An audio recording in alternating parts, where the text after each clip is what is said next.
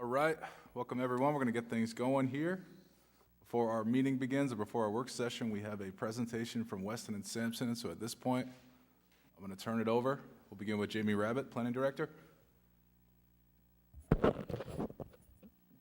Thank you, President McEntee. Again, this has been hopefully a long-awaited process that we entered into a contract with Weston and Sampson and Union Studios, as well as some additional subcontractors. We've been working over the last 6 to 12 months with, again, Weston and Sampson and Union Studios. They have a, I want to say, relatively brief presentation this evening, giving the volume of information and background. They did not want to overwhelm the council, but give you a peek or an introduction to what they've been working on to get some of your initial feedback. We're anticipating having 1, if not 2, additional public workshops where the public would be invited to comment on additional plan material and the process, as well as their view of improvements to the 5 villages. We have Ashley Sweet from Weston and Sampson here and Jeremy Lake from Union Studios.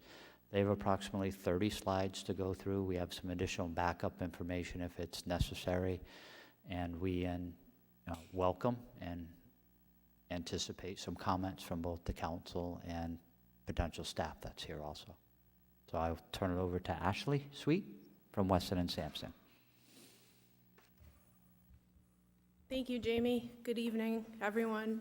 Jeremy Lake from Union Studios is with me tonight to go over this presentation for you. Union Studio was a subcontractor to Weston and Sampson. Jamie, if you want to go to the next slide. So just want to give you a brief overview of the project. As you know, you have invested some of your American Rescue Plan Act money into this village revitalization project to improve the business climate in the key commercial areas within the villages in South Kingstown, focusing on Wakefield, Peacedale, West Kingston, a segment of Kingstown Road, and Matunic. So as the initial stage of this project, we identified existing conditions and looked for issues and opportunities in those village areas, ultimately to make recommendations for improvement. Next slide. So we focused on a couple of specific areas. In looking at this, we were looking at landscape features, street trees, street lights, opportunities for planters and planted islands, fencing, and street furniture. We focused on both traffic and pedestrian improvements, as well as bicycle mobility improvements. So we looked at things like widening certain portions of sidewalks, raising crosswalks in specific areas, bumping out curbs to create kind of pedestrian,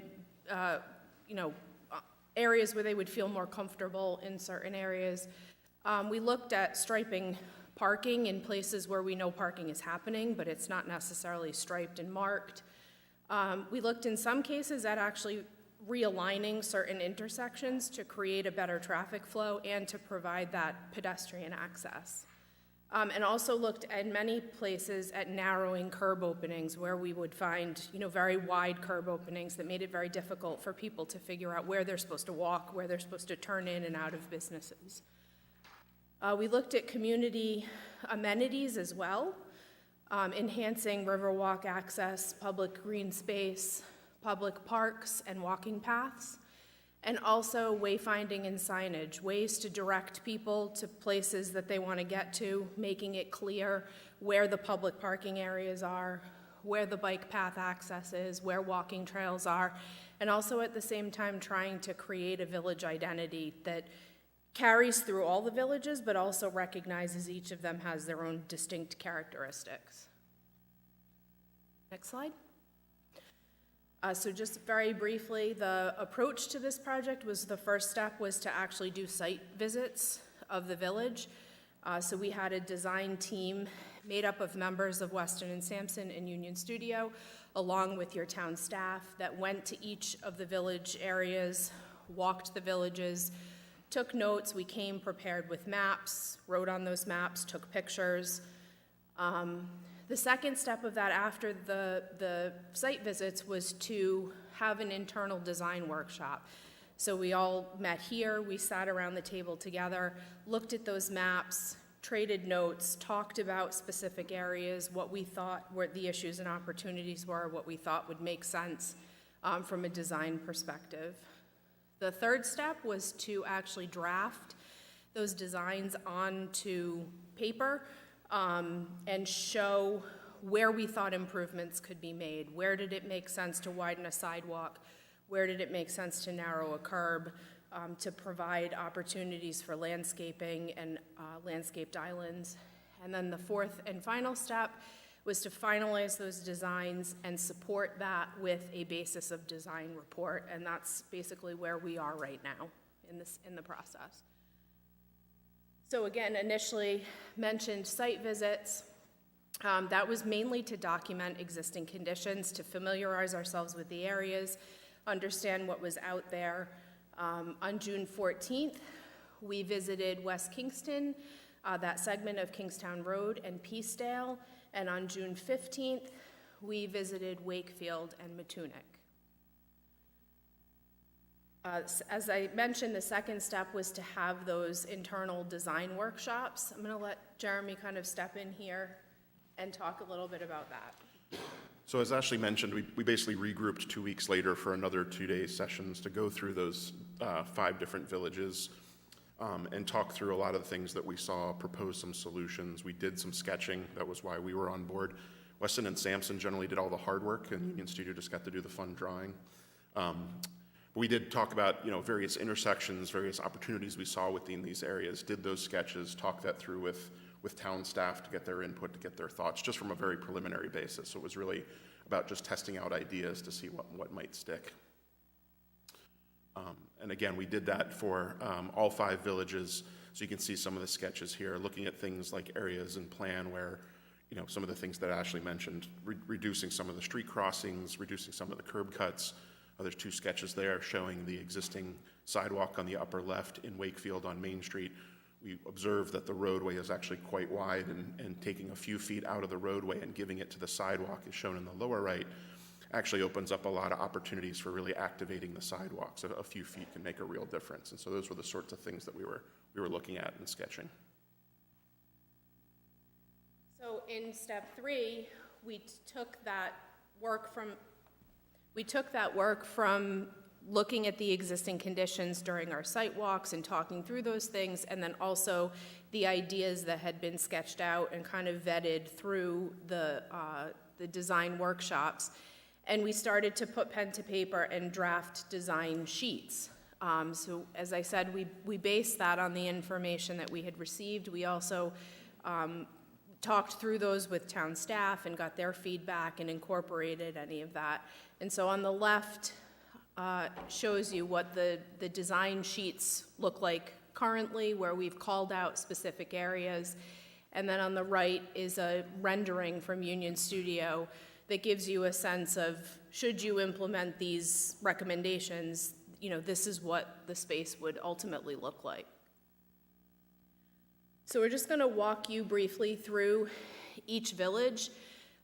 Each village has a set of design sheets, a perspective rendering that was been done by Union Studio, and then a set of example design features that represent some of the recommendations that we've made, not necessarily in South Kingstown, but from other areas where we were able to kind of pull in those visual representations.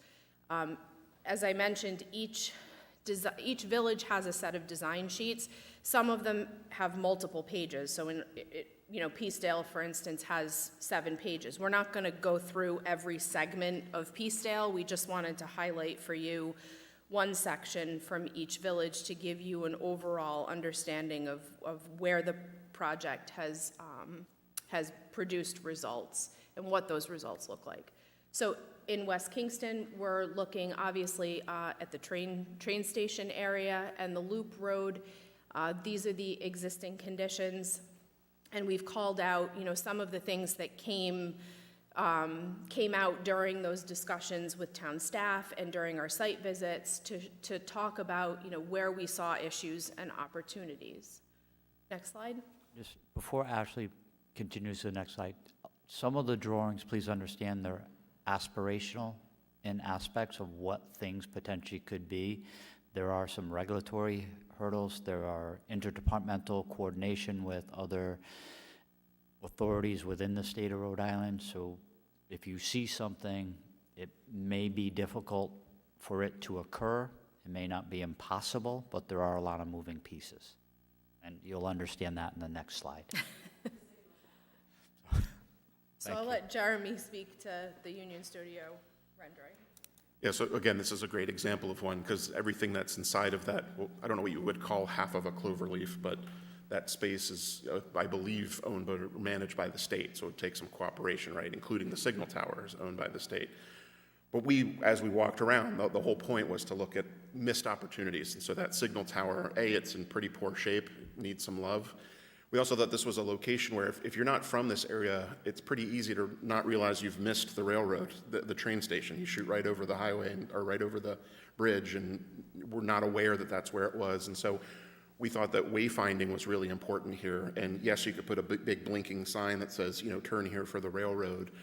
But historically, we would have used strategies like putting a building like a signal tower in a key location suddenly becomes a landmark where you can tell folks, go down Kingstown Road, you'll see an old signal tower, hook a right, and you'll get right to the train station. So really celebrating it. Right now, it's kind of hidden. It's tucked under a couple trees. You really don't know it's there unless you're literally parking right next to it.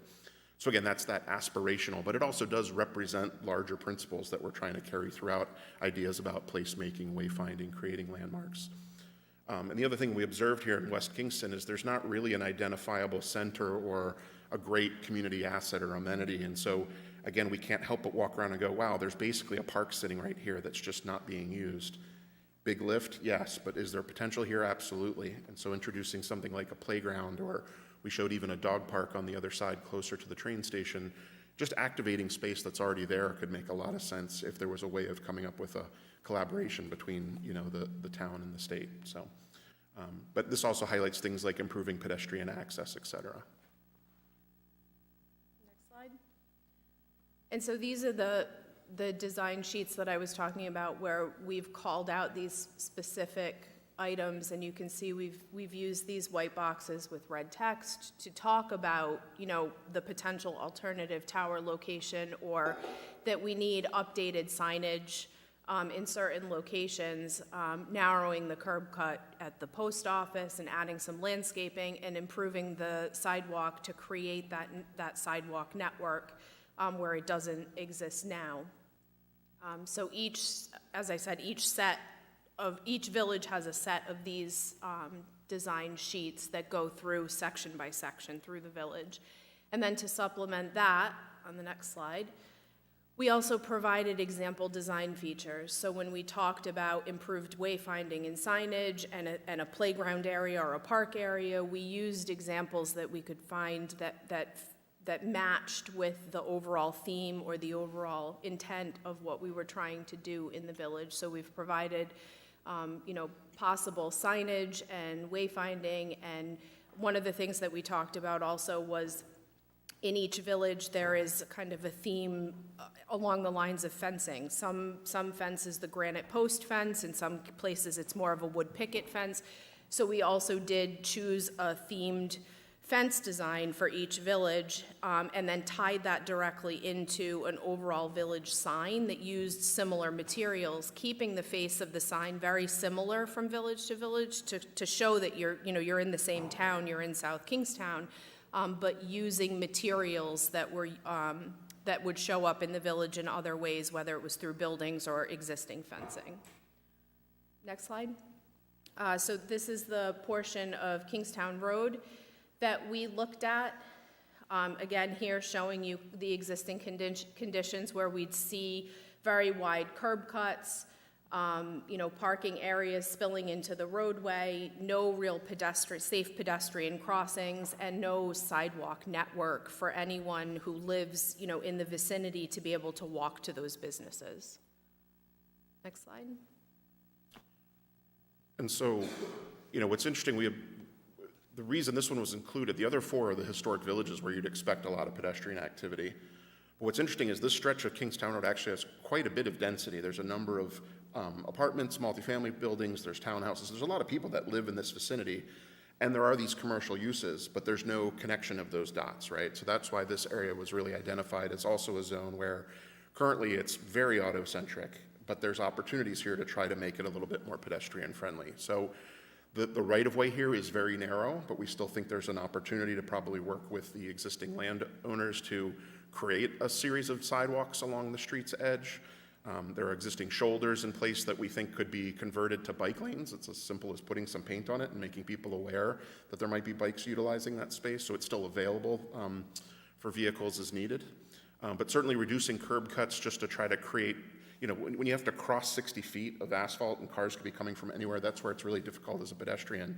So the degree to which you can reduce those, still provide the needed space for vehicles to come and go, but only as much as is needed, because then beyond that, you're creating a better and safer pedestrian environment. So adding pedestrian amenities, there's also a lot of areas here where there are, big parking lots that have no screening between the road and the lots themselves. So there in the distance, we're showing, including things like fencing and street trees that, again, visually you can still see through those things. So you're not impacting the local businesses, but you're creating a much more pedestrian-friendly environment. And here again is the representation on the design sheets where we've identified that core area of this Kingstown Road district, where we really can envision kind of a connection of businesses where you could get from one business to another without having to go back out onto the street, and adding to that, unsafe pedestrian feel, where we would create a pedestrian network that could connect between the businesses. And then again, showing here that we have added a sidewalk network along with street trees and a fence design. And then here is, again, example design features where we're showing, split rail fence that we see in the area, kind of extending that, creating that identity, adding, small locations of public space, and then again, using the themed sign. It's hard to see. Those are supposed to be timber posts. They're white, but they don't show up well on that background. And then also featuring the sketches that kind of came out of the process to give people an idea of what the overall feel of the area is intended to be.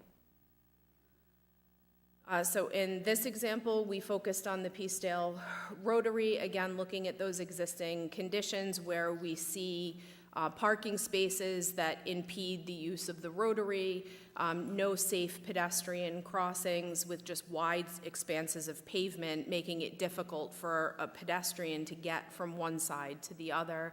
And then also, opportunities like that interior space of the circle, where we really feel like that could be a feature of Peacedale. So again, just focusing on things like pushing out curbs where we can push out curbs, or the big gesture here is where you have those triangular spaces feeding into the circle, understanding those need to have high visibility, so you're not going to plant really high things in those, but treating those as landscape areas. Suddenly that central circle feels less like it's lost in the middle of an infrastructure project and is really more part of this almost park that's spread throughout this area. That also helps you provide for some safe pedestrian crossings. There's these areas of refuge where you could go partway through and then make sure there's not a car coming the other way and continue through. So again, all this is an eye towards making better, safer pedestrian areas and really creating these as real places, right? This circle now becomes something more than just a traffic circle. This really helps make it a special place.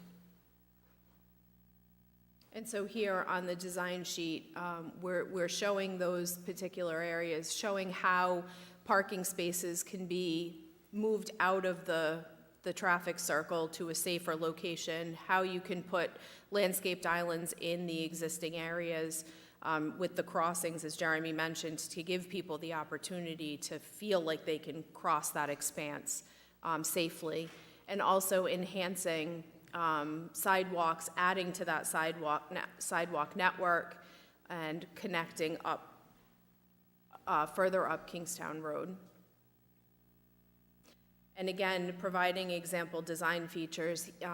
In Peacedale, the predominant fence type was a granite post fence, whether that would be with chain or with wrought iron in between, showing opportunities where we can highlight access to the bike path with high-intensity bike paint, and also on the lower examples, showing how you can landscape the street areas to provide a safer pedestrian access.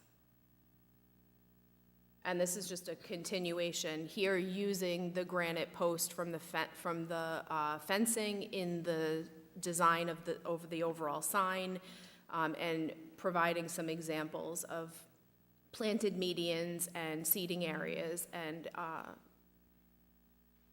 the roundabout on picture 13, and again, improved wayfinding signage for bike path access. So on this one, this is Wakefield. We focused on Ben Robinson Square. This is the intersection of Main Street and High Street. Talking here, we talked a lot about how that intersection functions now, how cars have to kind of pull out into Main Street to come down High Street to see which direction they can go. Talking about the limited pedestrian crossings and the parking on the intersections, and how parking is not well defined on the side of the road as you go towards Wakefield on Main Street. That's the intersection of High and Main. Yeah, this is from Google Earth. Yeah. So you can tip it, but they don't have the 3D. The buildings are flat, obviously, so.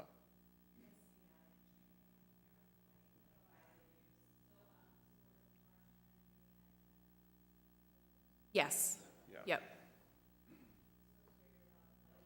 Yeah. So the buildings are there, they're just flattened, so it's a little hard to tell. Yeah. That's better, right? So how many of you knew this was called Robinson Square? There's a little tiny plaque there's a little green space down in the lower left corner. There's like a little park in there that's so overgrown you wouldn't realize that there's a special little thing there. And in there's a little plaque that says, Ben Robinson Square. And we were like, this was meant to be a place, but over time it just became an intersection, right? So that's kind of what we're trying to achieve here.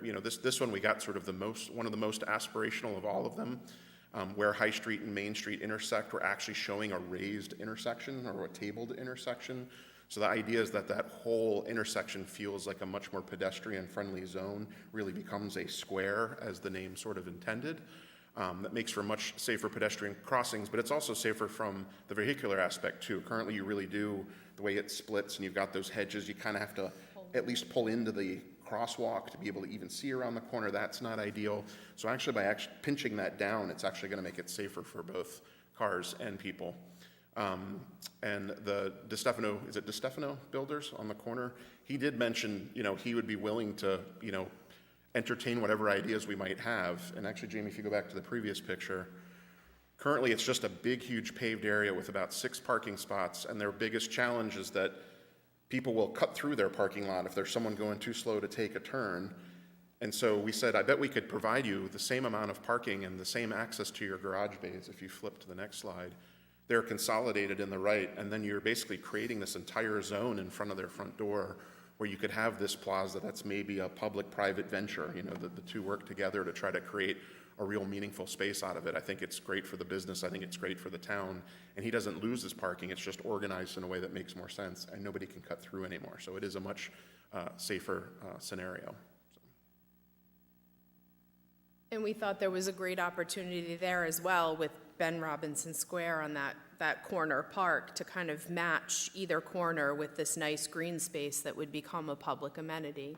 So here in the design sheet, we're showing you what that actually might look like, widening the sidewalk on the south side, raising that intersection and really pulling the crosswalks forward to create a smaller intersection that feels safer to cross and to give cars the opportunity to pull up to a safe place and be able to see in all directions before pulling out and not actually be sitting on top of the crosswalk when they're able to do that.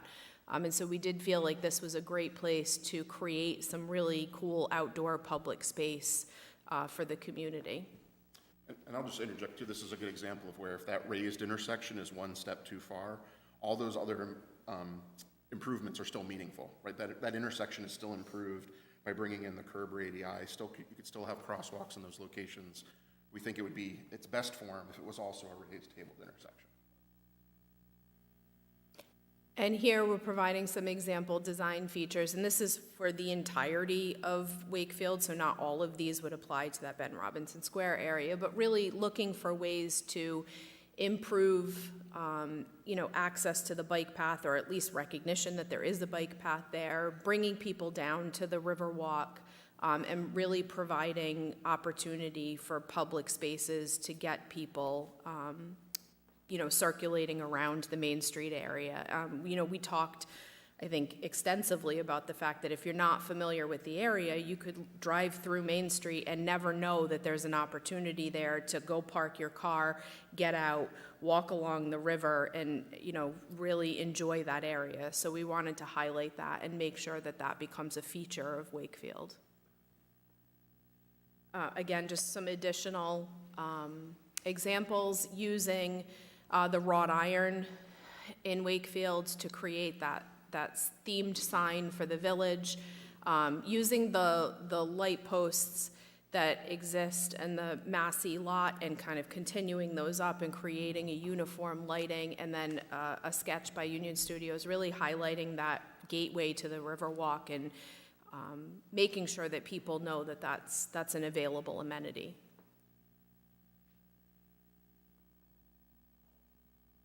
So the last of the 5 areas was to look at Matunic, and so this is obviously right down on the beach area. Really, I think the features that we noticed here most was the lack of striped parking. We know people are parking along there, and that parking is a premium.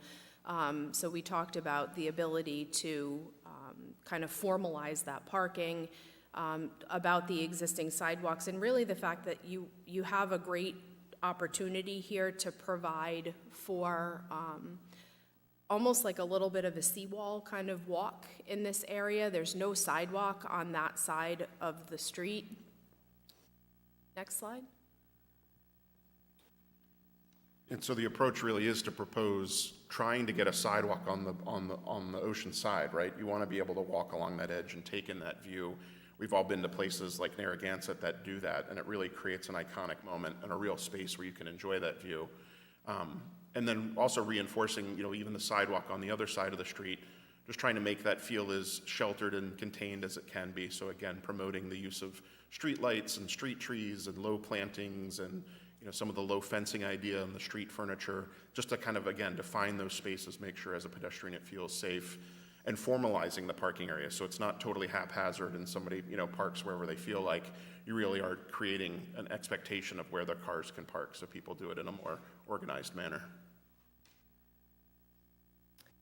And then here's the design sheet for the same area, as Jeremy mentioned, showing where that formalized parking would be located, how we can widen the sidewalk on the south side, and actually also partially widen the sidewalk on the north side as well, and incorporate the rope and post fence and the street trees and street lights, as Jeremy mentioned.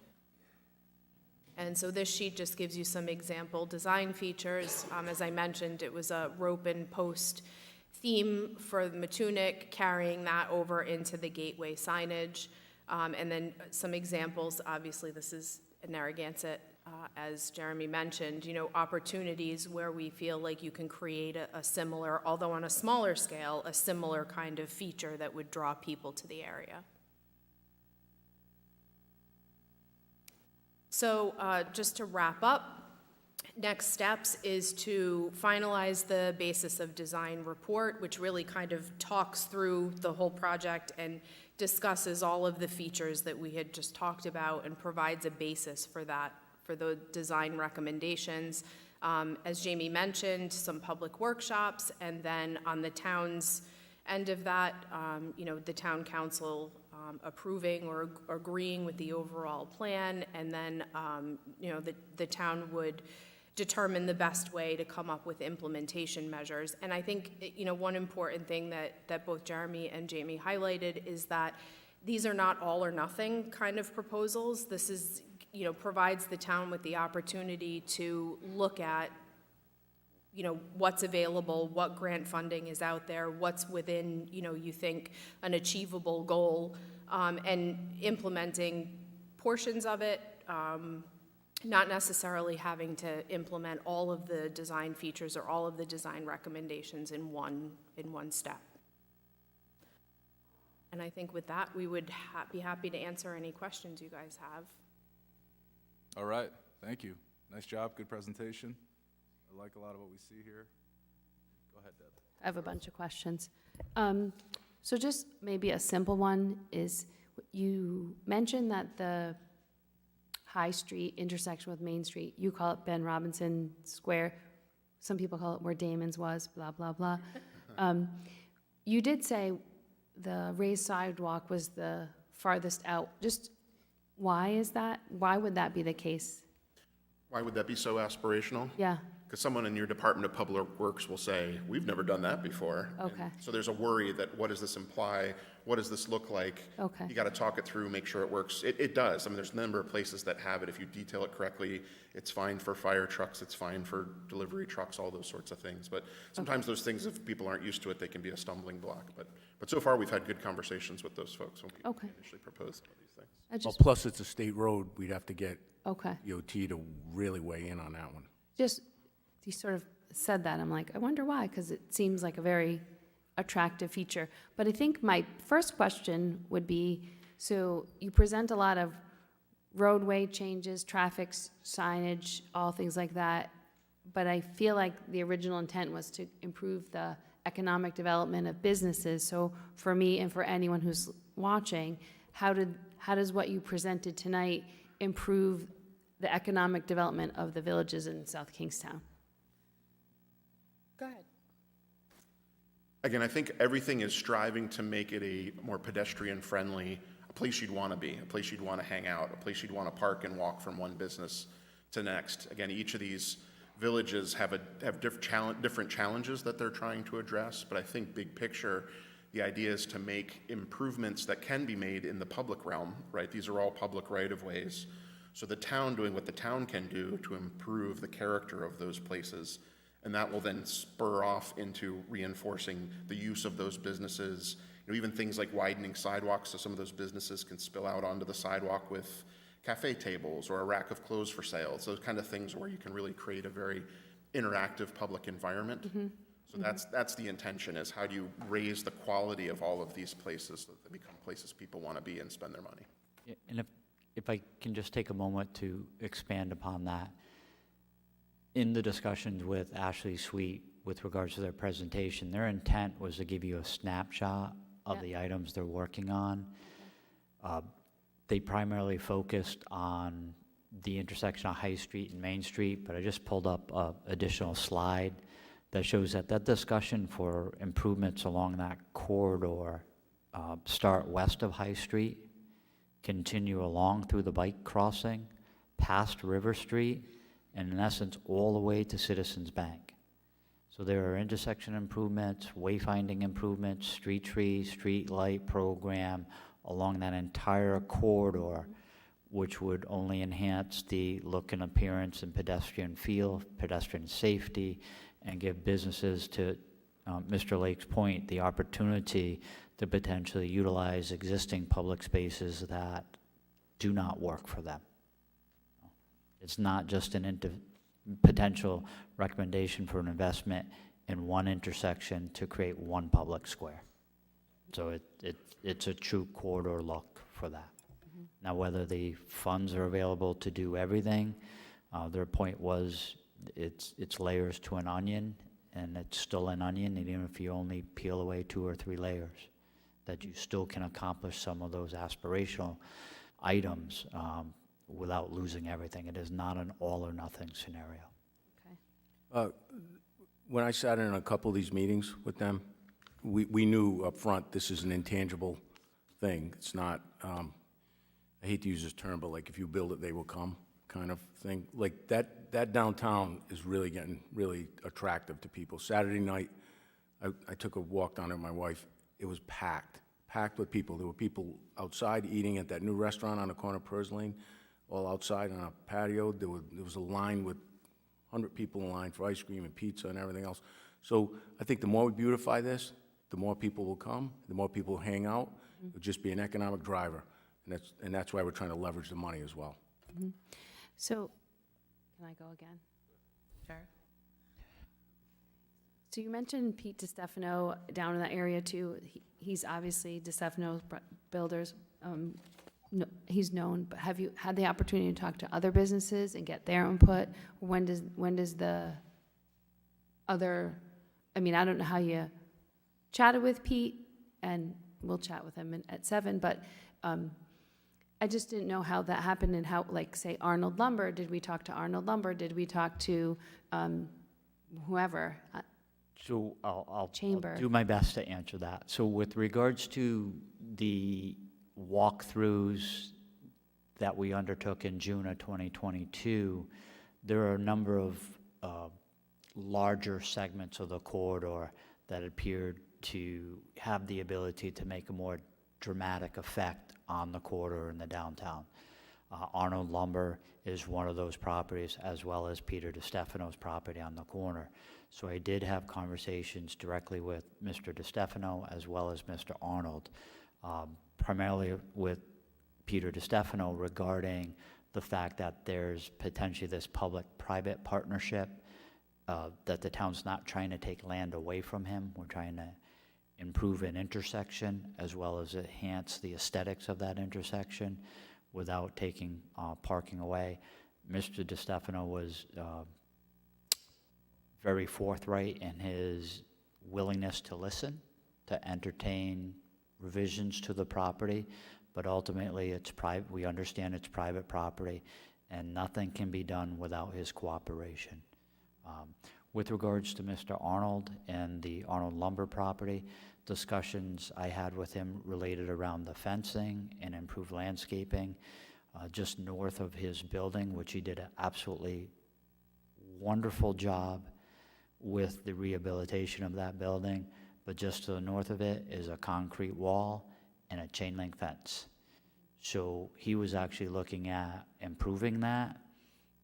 We asked him to be part of this process, that funds may be available for those improvements, and he is anxiously waiting for the programs to be established, for perhaps council to give some guidance on the appearance for Main Street, and he, I feel, would be one of the participants in a grant application for funding. So those are the two bigger property owners that we approached in downtown. Brian Wagner, sitting to my right this evening, he has done his best to try and keep the Economic Development Commission apprised of progress that's being made. But to Ashley's point that she made earlier, we need to take this to the community in 1 or 2 workshops. To me, we need to either have it here or bring it actually to downtown in a setting, and work really hard to bring those businesses out and let them understand what the municipality is trying to accomplish, as well as the programs that will become available, such as the facade improvement program. So the Main Street programs are also coupled with that facade money that the council put aside. Right, right. And so my other question is about the Matunic improvements. So my initial reaction was, yep, it'll look like Narragansett. And then I think to myself, is that what South Kingstown wants to look like? I think about all the traffic there that's already there, and it's a nightmare. And I think some elements might be good, but I think I'd like to hear from the people that live right there, that or live in the community, to think if that's what we want to do there, because that's a big change from a charming little not that to a destination, which is already well-trafficked and crazy year-round. And the intent here is, and we did have the discussion that there was, we use the term danger, Yeah, and using Narragansett's Boardwalk as an example, because this is not the same setting, it's different. But if someone asks, what is the potential there, or what would something like that look like? You have beautiful views of the Atlantic Ocean, except I can't walk along the southerly edge of Matunic Beach Road because there's no sidewalk. right. And in the summer, and even on the shoulder seasons, because there is no striped parking on the southern side of Matunic Beach Road, 1 or 2 cars affect your ability to park 2 or 3 more because of the manner in which they parked. And again, there's no safe pedestrian access on that southern side. So again, some of this is representation of what it could be like visually, with the full understanding from both town staff and the design team that there is not an intent to make this look like Narragansett. And Ashley and Jeremy are probably nodding their head going, yes, Jamie, we had that conversation. So, I think it's a great observation, Deb. Yeah, in that specific area where, the plantings were added, it looks like that would require us to lose a lot of parking spaces that we currently have there, and I don't think that would be good, because parking is already like such a nightmare in that area. Yeah, I would say in every one of these areas, we were trying to be cognizant of, if we're taking out 2 or 3 spaces, is there somewhere else we can fit 2 or 3 spaces? So some of the studies, even in plan view, we are extending the parking further than it is currently to try to offset that. So the only reason we do it is because we think it's very important, especially at intersections and crossings, to minimize the crossing for the pedestrian. So generally speaking, we feel like offsetting 2 or 3 spaces from there to another location is worthwhile. It has a big impact. But you're right, I mean, that's one thing we would expect to hear from any of the businesses, am I losing parking? There's a reason we try not to just say, well, turn that all into a park. It's like the parking is important. So we really did have an eye towards that in all the villages.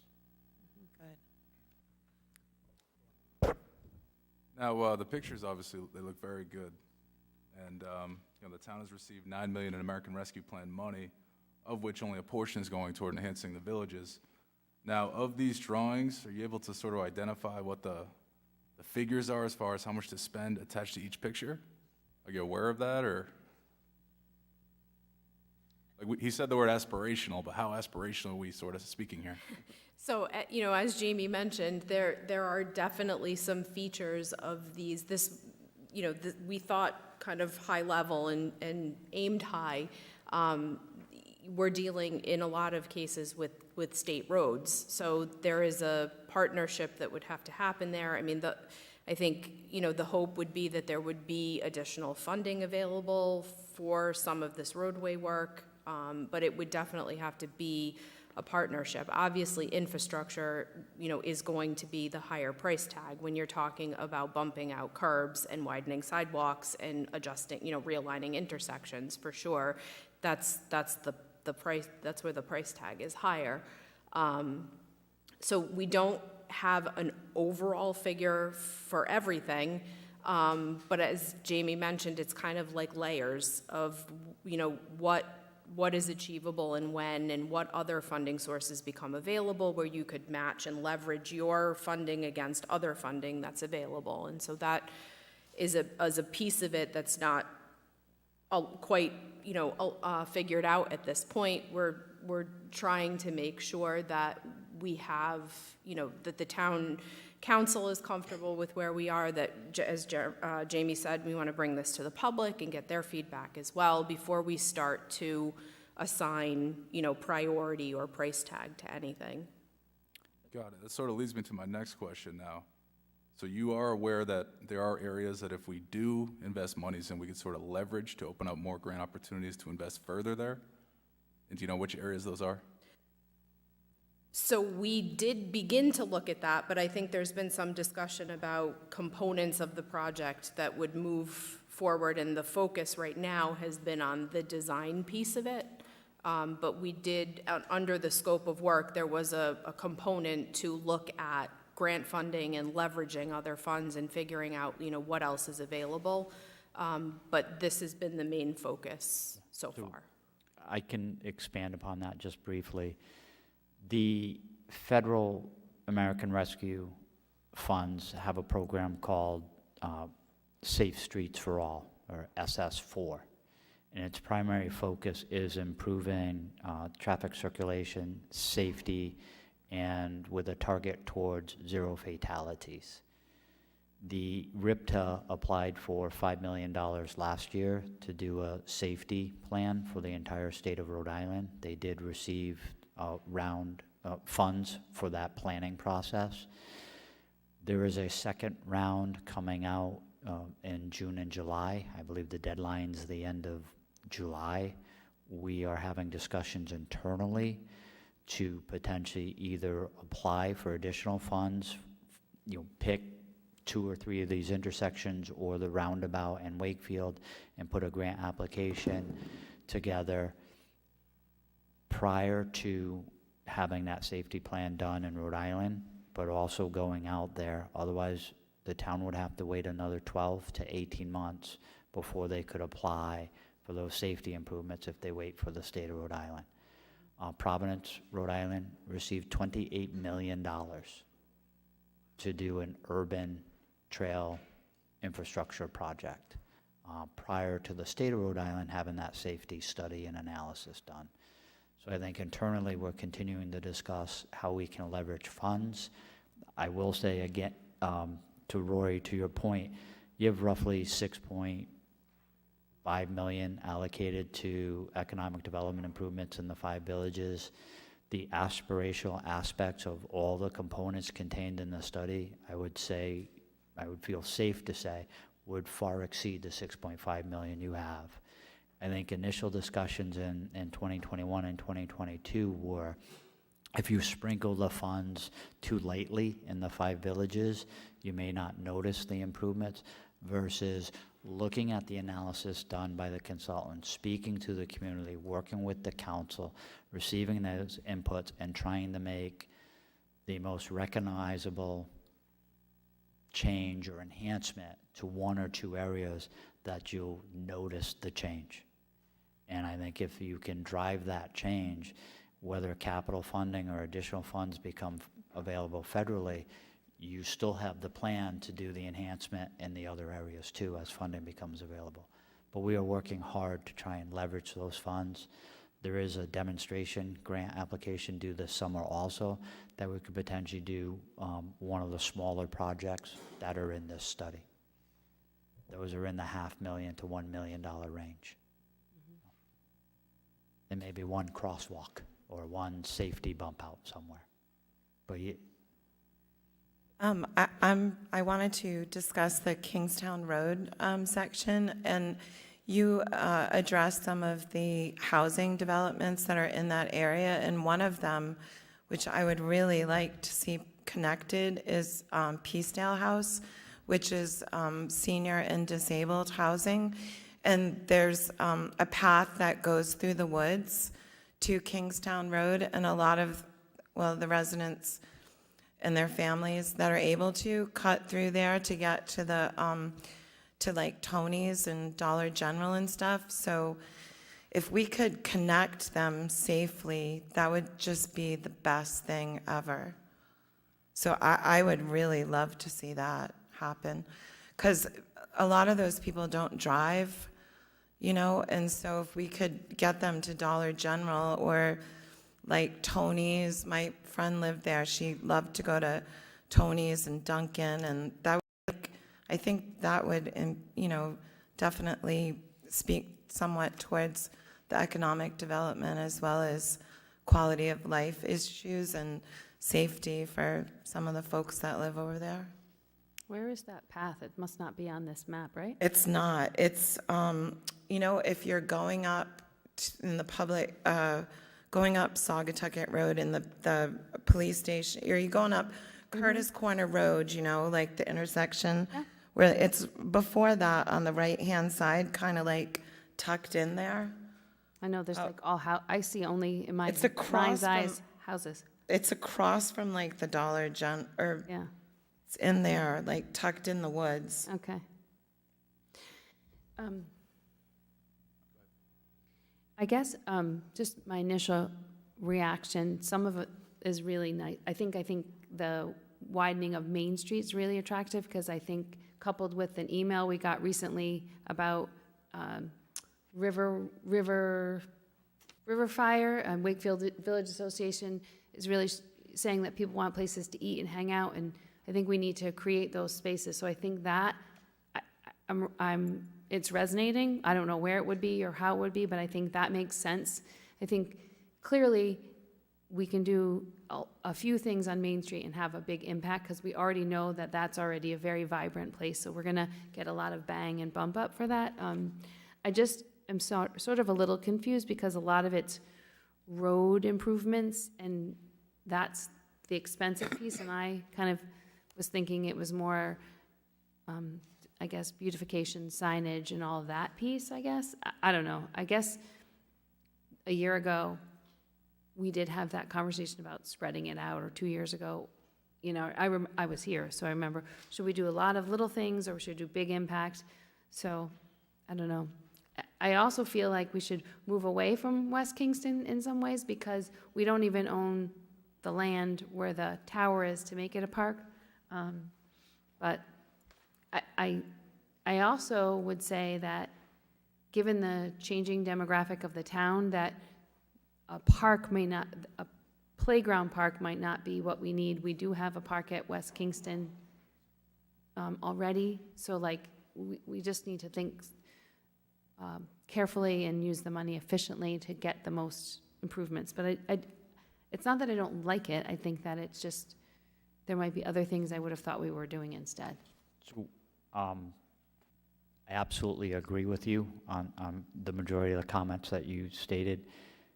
This is a 30-minute snapshot Okay. of a much broader discussion. So their focus was on some of the larger items. I absolutely do not want to lose focus on the wayfinding, and again, from some of those things.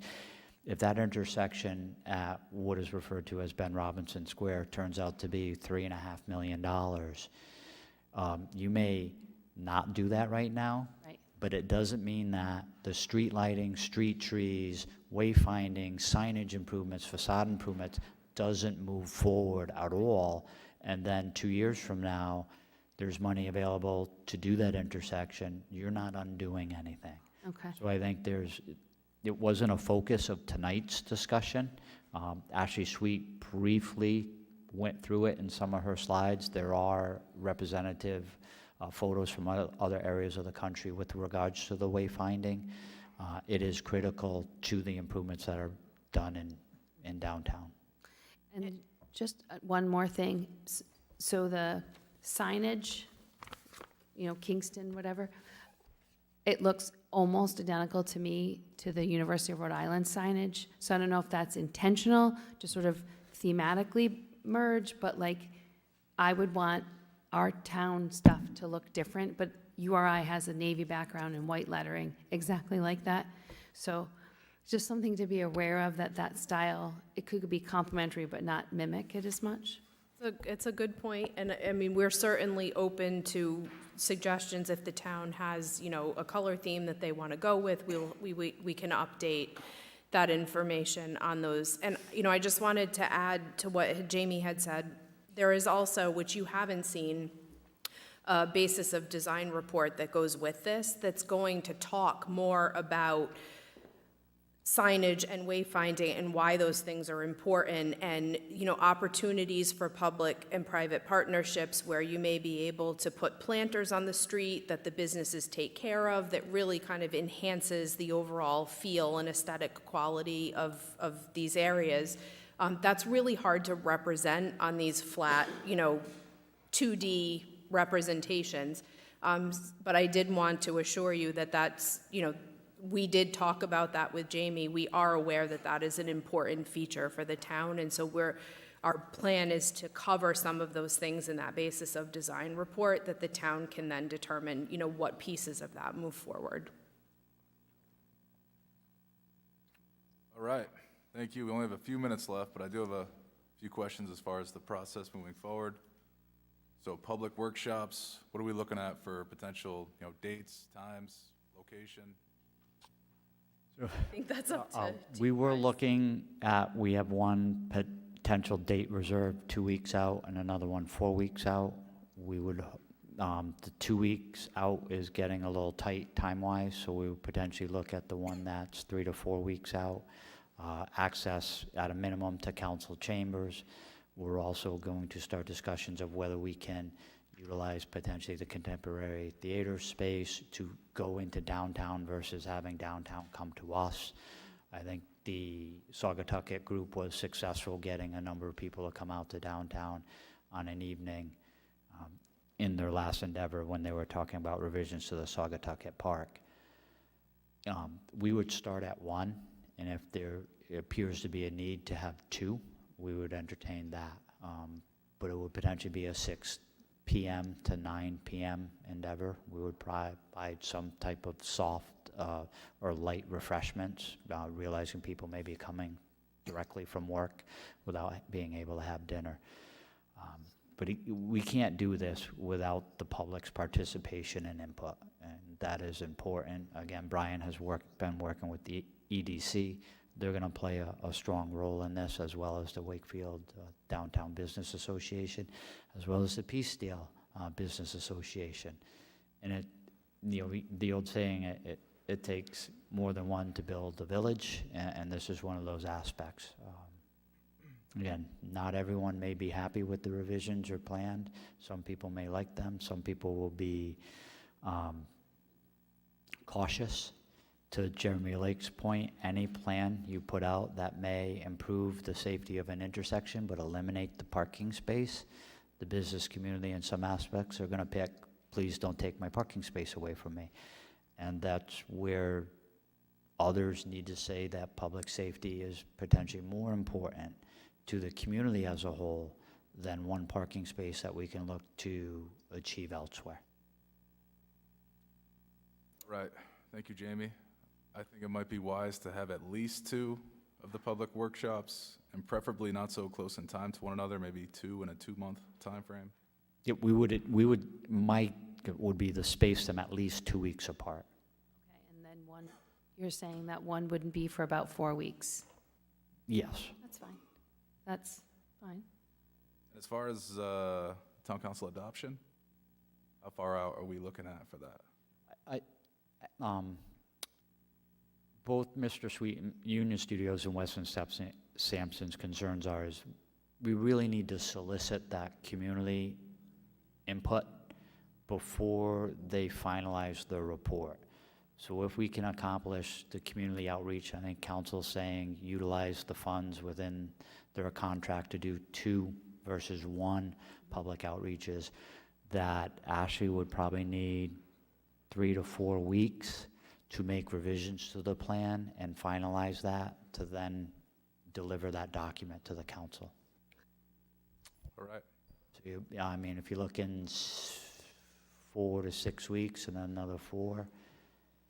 So we don't have to do 2?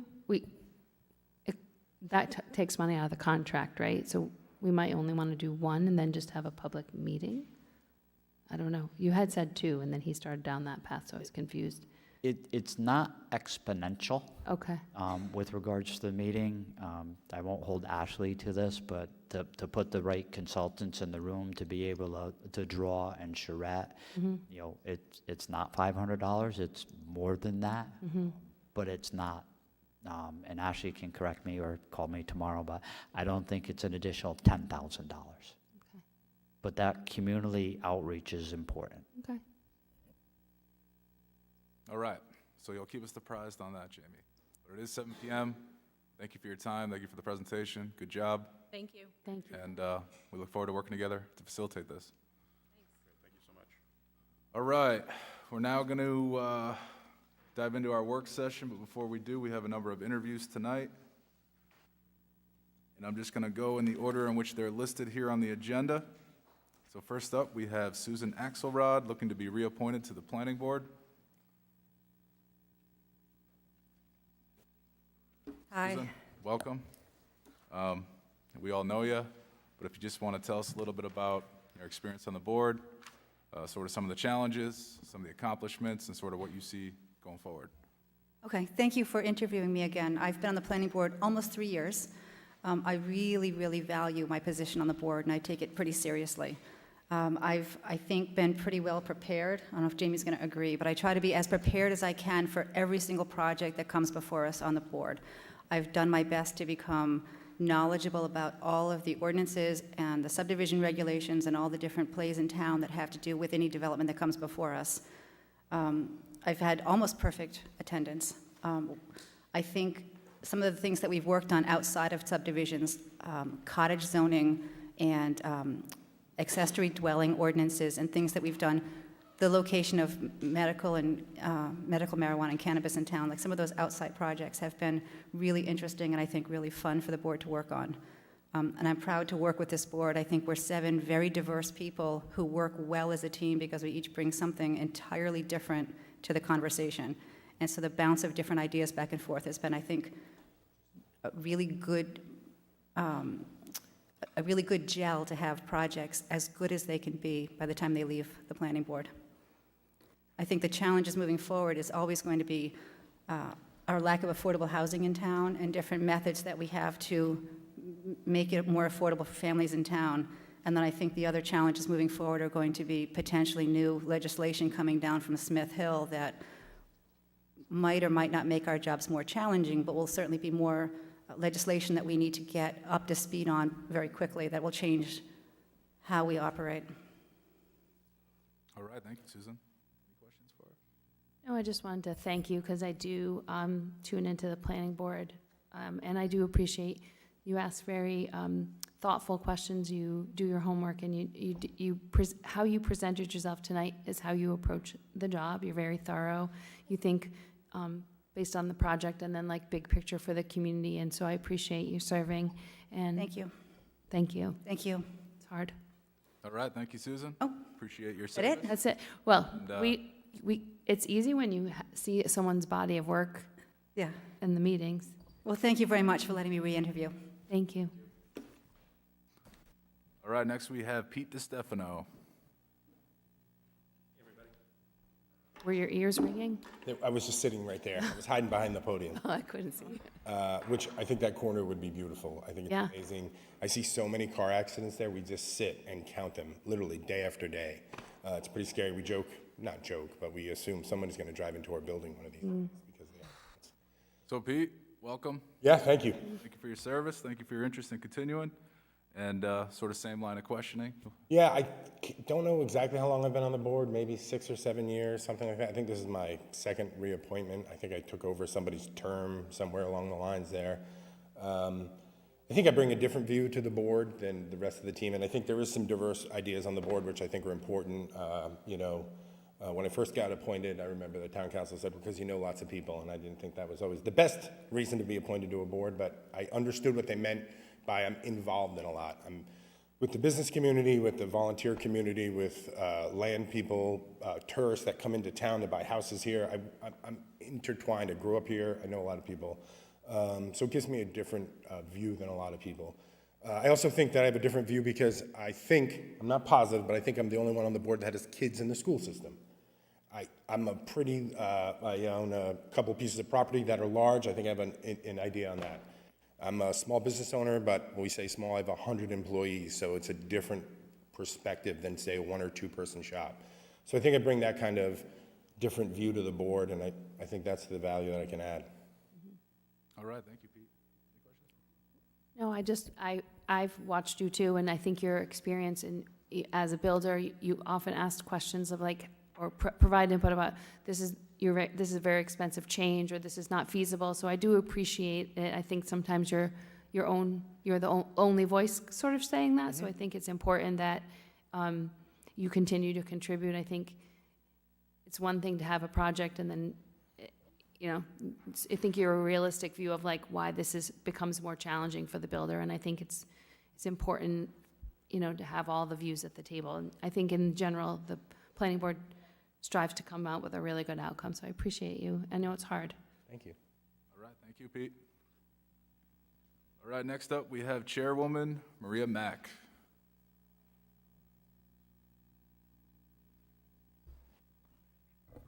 Good evening, council members. Thank you for this opportunity.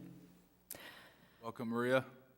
I just want to first acknowledge your years of institutional knowledge and our appreciation for your service. So first off, thank you for that. And floor is yours. Thanks. I think we're at the point in time where, because of changing trends in demographics, real estate changes, obviously the cost of land, we do have some opportunities, however, ahead of us, particularly with regard to affordable housing, improving our stormwater situation, our water quality situation, the Old Tower Hill Road area, which is something that we have talked about and the council has talked about for quite some time. That is just an opportunity. I know that planning staff has a draft RFQ that is ready to be put out there. That area is something that we could and should revitalize. It's sort of a remnant of kind of 1970s sort of design. We have sewer and we have water there. We also have, as folks will know from having looked at the URI study, it also has some areas that can be greatly mitigated with regard to stormwater and green infrastructure and overlighting, a lot of pavement. The other area that was mentioned earlier this evening is Route 108. We now have 7 or 8 areas that are subdivisions in that area, and that has been something that is in the comprehensive plan as a special management district, but that has been specifically designated as something that could be improved in terms of pedestrian safety access. Councilwoman Alley mentioned the fact that there's no way to get from some of the subdivisions to some of the shops and stores. If you look at the comprehensive plan, you'll see that that is one of the areas that is supposed to be looked at and revitalized, and hoping that we can find time to do that.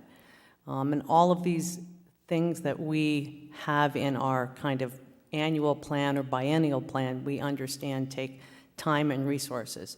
Given that fact, it was gratifying to hear the work that's potentially going to occur with the ARPA money for parts of the town. And that's something that we should embrace, because our town is highly regarded. People want to live here. We have a good tourism economy, and those sorts of things can only enhance it. Challenges, as mentioned earlier, were we need to be very aware of the potential for the limited or lesser ability to self-regulate what we have in town. So there are a lot of bills out in the General Assembly that would severely restrict our ability to, with regard to zoning and subdivision, and there's a lot of bills out there. Some of them are meant to improve housing, but some of them just restrict our ability to have flexibility and to be able to utilize our zoning ordinance in its best way. All right, thank you, Maria. Any questions while we have Maria here?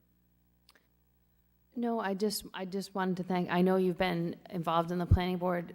I think you've been on the planning board as long as I've lived here, probably longer than I've lived here, since 1999, but because your name has always been there, and I want to just recognize that you've served in several different roles and that you have an incredible wealth of knowledge about land use, and I really appreciate your concern about the legislation, and I do share those concerns. I think some could be helpful, and I think some could really take away our control, and people don't understand the impact of losing control to some of the proposed changes. So I appreciate your advocacy, and I know you're active in the Land Use Commission statewide.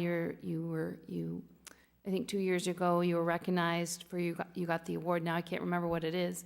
But we're lucky to have someone like you who wants to serve for so long, so I appreciate you. Thank you. Thank you. Thank you, Maria. Thank you. Oh, here's Joe. All right. Last but not least, Joseph Murphy. Good evening. Thank you for giving me the opportunity to serve the community up to now, and thank you for giving me the opportunity and giving me reconsideration for reappointment. So, the reason why I serve is because it's my home, right? This is my wife's home. I have 4 children, and I think that, and after they've all graduated from college, I actually still have one in college. And when it's all said and done, I think at some point they'll all be back here. And this is the community. It's a sense of community. That's why I serve. I heard you ask the other board members what was the biggest accomplishment. So I've been on the board for quite a while now. I don't know, maybe 8, 10 years. And it's hard for me to point to an individual item. I would say the biggest accomplishment really is the accumulation of all of them. Every issue that comes in front of us is a balancing act. It's a balancing act for the neighbors who don't want to see that in their, next to them. They don't want to see that in their backyard. It's a balancing act for the developers who want to develop and want to do so in a somewhat of a streamlined manner. A lot of times, and the accomplishment, or I think our goal, is to listen to the community, understand what the impacts are to the community, understand what the benefits are to the community, and make the best decision we can. And a lot of times, at the end of a meeting or a break, you'll hear neighbors come up to board members and say, thank you for your consideration. Thank you for listening to us. And a lot of times they may walk away with a project that next to them that's going to go forward that they didn't want. But they also understand that the board members listen to them, board members ask them the appropriate questions, and we try to mitigate what those impacts are. And truthfully, that's probably about the best we can do. Again, balancing the benefits to the community and impacts to the community. I think one of the more difficult parts is sometimes when we get into the affordable housing and the comprehensive permits. And I think what we all want to do is to make that balance where the additional housing benefits, but at the same time, we minimize the impacts that additional housing has on the neighborhood. In our gut, that's what we want to do, and that's what we believe we need to do for the town. But sometimes the regulations, that's not where we need to make our decision. Decision is kind of spelled out in the regulations. So there's some difficulty with that, but you know, I think that's just part of being on the board. All right. Have any questions or? No, I just want to say, Joe, I think you exactly, when I watch the meetings, you are that balancing act. Like, you are right down the middle, like you're trying to use your knowledge of building and engineering, and then you're trying to balance that with the need for affordable housing. Like, I think I always say, like, Joe's right down the middle, trying to make both things happen in a good way. So that's how I see you. Yeah, and I appreciate that. I think there's also value to diversity. So if somebody's pro-building, I think that there's a good voice to be heard. Yeah. If somebody is maybe against that, that's kind of a good voice to be heard. Right. At the end of the day, I think it's really about we expressing our opinions. I think Maria does an excellent job making sure everybody gets an opportunity to express their opinions, and then after we do that, hopefully come to some consensus. But I think it's important that we express our different views as well. I do. So, All right, Joe, here's my question for you. The team of 7 is working good together? what's that? Team of 7 is working good together? I think the team works very good, yeah. I think we had gone through a period where the experience level dropped quite a bit, but that's slowly coming back, and there's good and bad about that.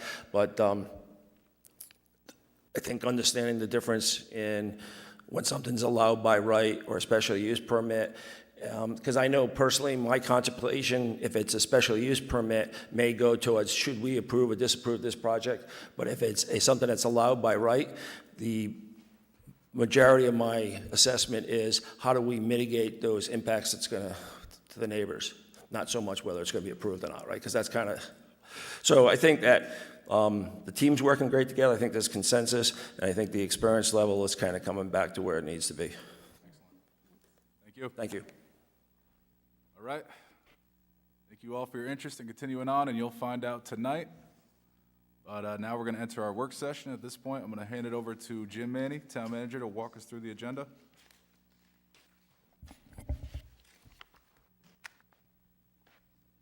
Thank you, Council President. You go all the way down to, everything from 1, 2, 3, 4 are all pretty self-explanatory. They haven't changed at all on the lineup.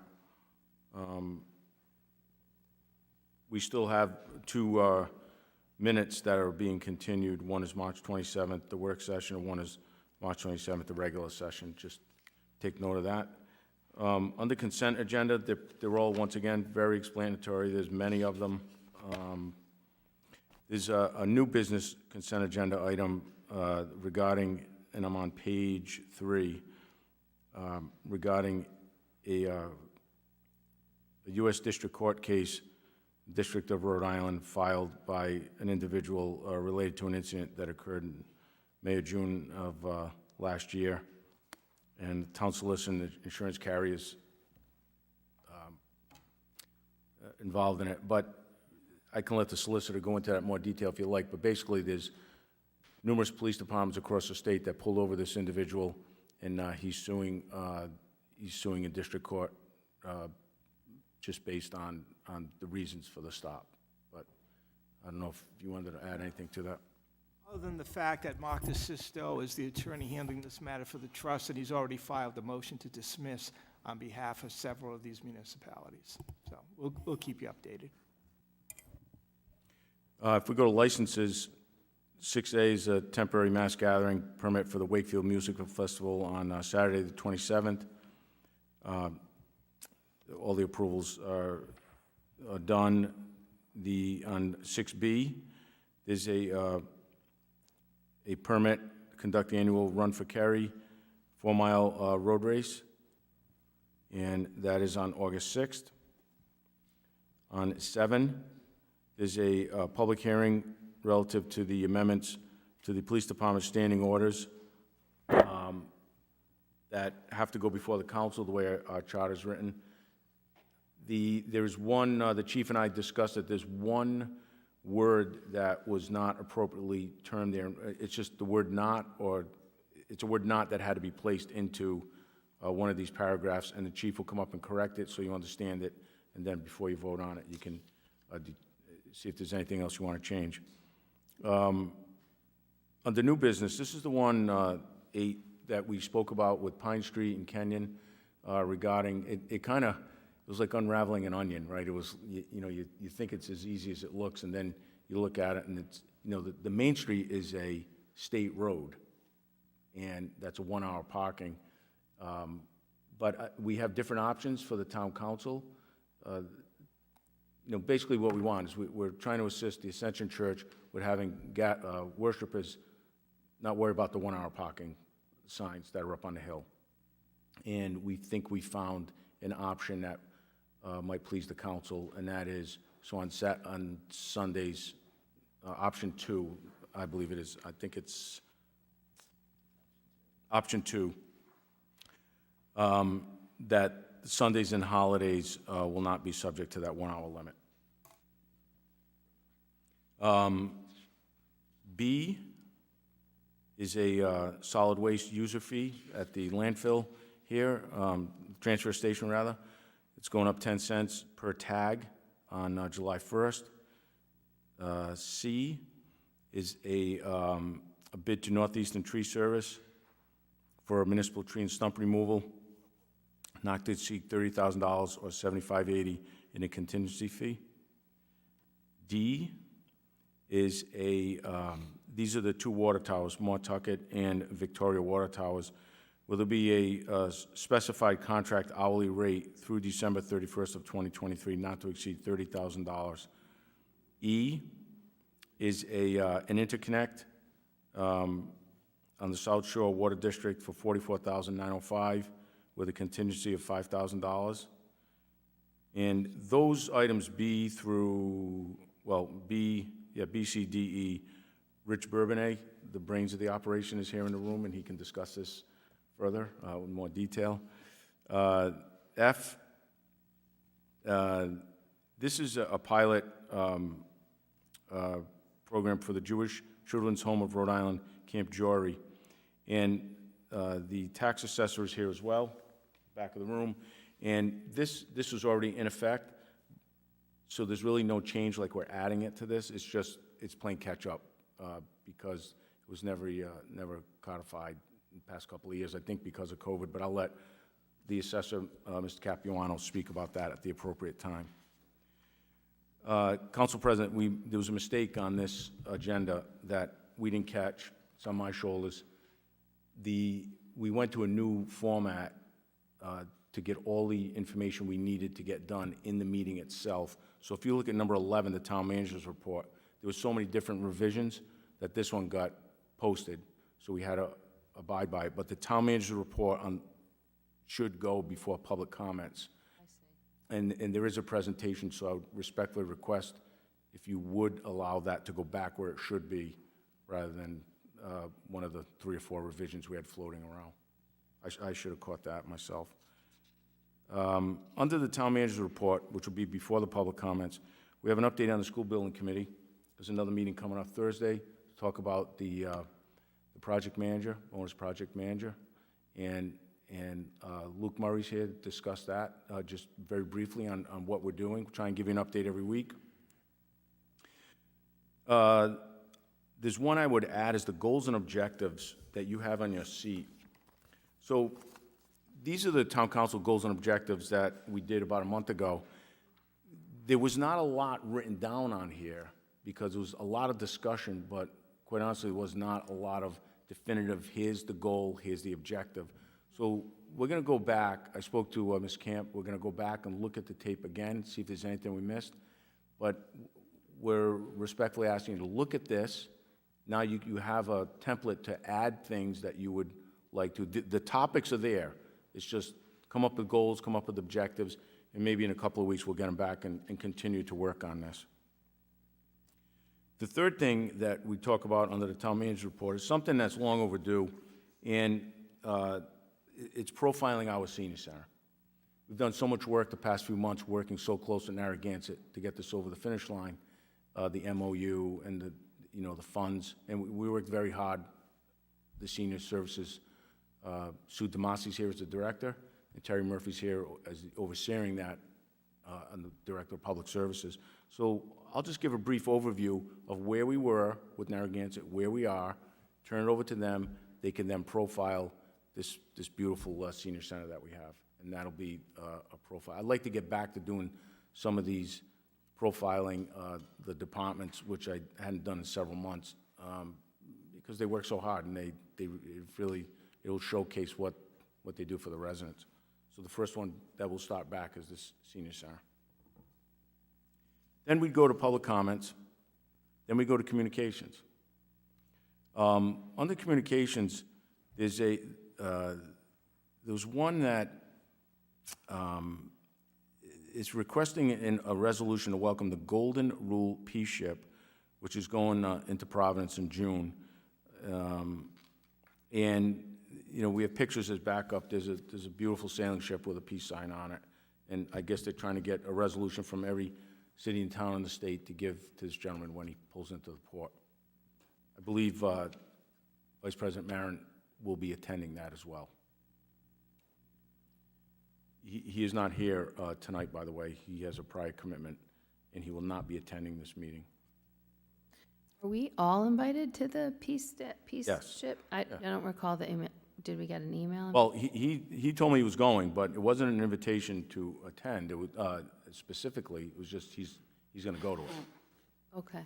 But it wasn't like a separate invitation. So he's not attending in his official capacity, because, Oh, he is. He is. Requested that a representative Anyone that goes would be would, be in town of the whole state. okay, yeah. So if you'd like, you can. I just don't, Received it as well. I don't know, I'll have to look, I don't recall. B, it's an email dated April 27, 2023, from Nicole Solis, requesting an investigation of an agreement between the school district and the teachers' union regarding non-resident student enrollment. So I spoke to Superintendent Prince about this. He did not institute this. It was an MOU by the previous superintendent, and it was during COVID. And the reason it was allowed, from what he told me, was that some school districts were closed in the state, some were in-person learning, some weren't. It was a hybrid of many things. And there were at least 4 to 5 teachers, that's the best they could calculate, that they were all at Matunic School, that they needed to come to work to teach in person, but yet their children, their own children, would be excluded from going to elementary school because of where they lived. So an agreement was reached with the union, teachers' union, and the superintendent at the time, and allowed during COVID for the teachers to enroll their children out of district as students. It lasted for approximately 1 year, from what he told me, and the MOU was no longer in use as of a year ago. It was right when he first came on, which is about a year. So, so really, there's no MOU. The practice has stopped. He told me there were no students in the district that do not belong here. So that's B. C, a Mr. Lou Krastowski had requested that the pride flag be flown during June. It was determined by, I believe it was selected by council member for June 29th, which was Pride Day, if I remember correctly. And he's now requesting that it be flown for the entire month.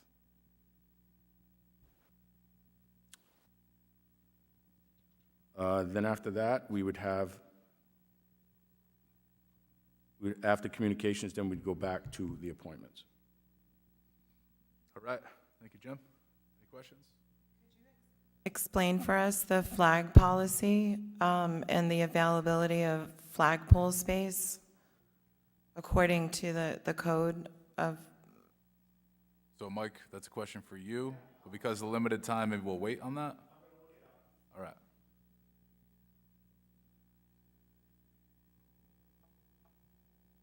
One thing we did know was that we have an American flag pole here, and it's very strict what can be flown on that flag. And American flag and the POW MIA flag is the only one that can be flown here at Town Hall. So then I'll let the solicitor go into the entire policy later on.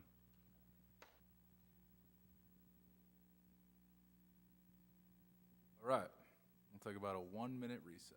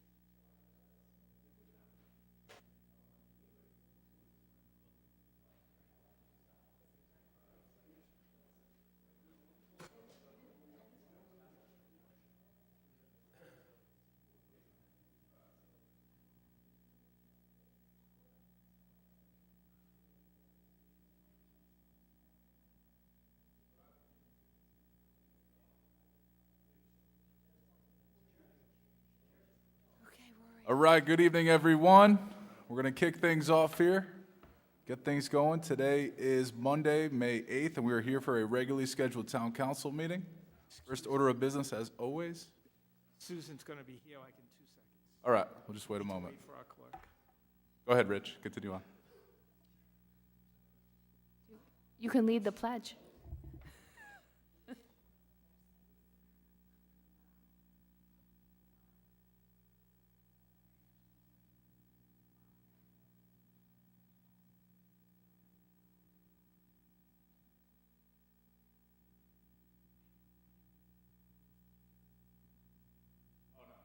We're just joking. We're joking, waiting for Susan. I was joking and saying you could lead us in the pledge, and you were like,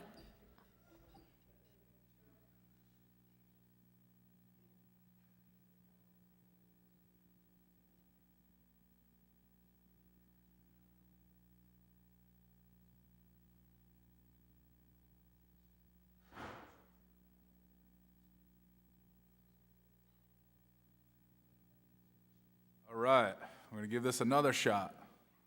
Slightly after 7:30 p.m., today is Monday, May 8th, and we are here for our regularly scheduled town council meeting.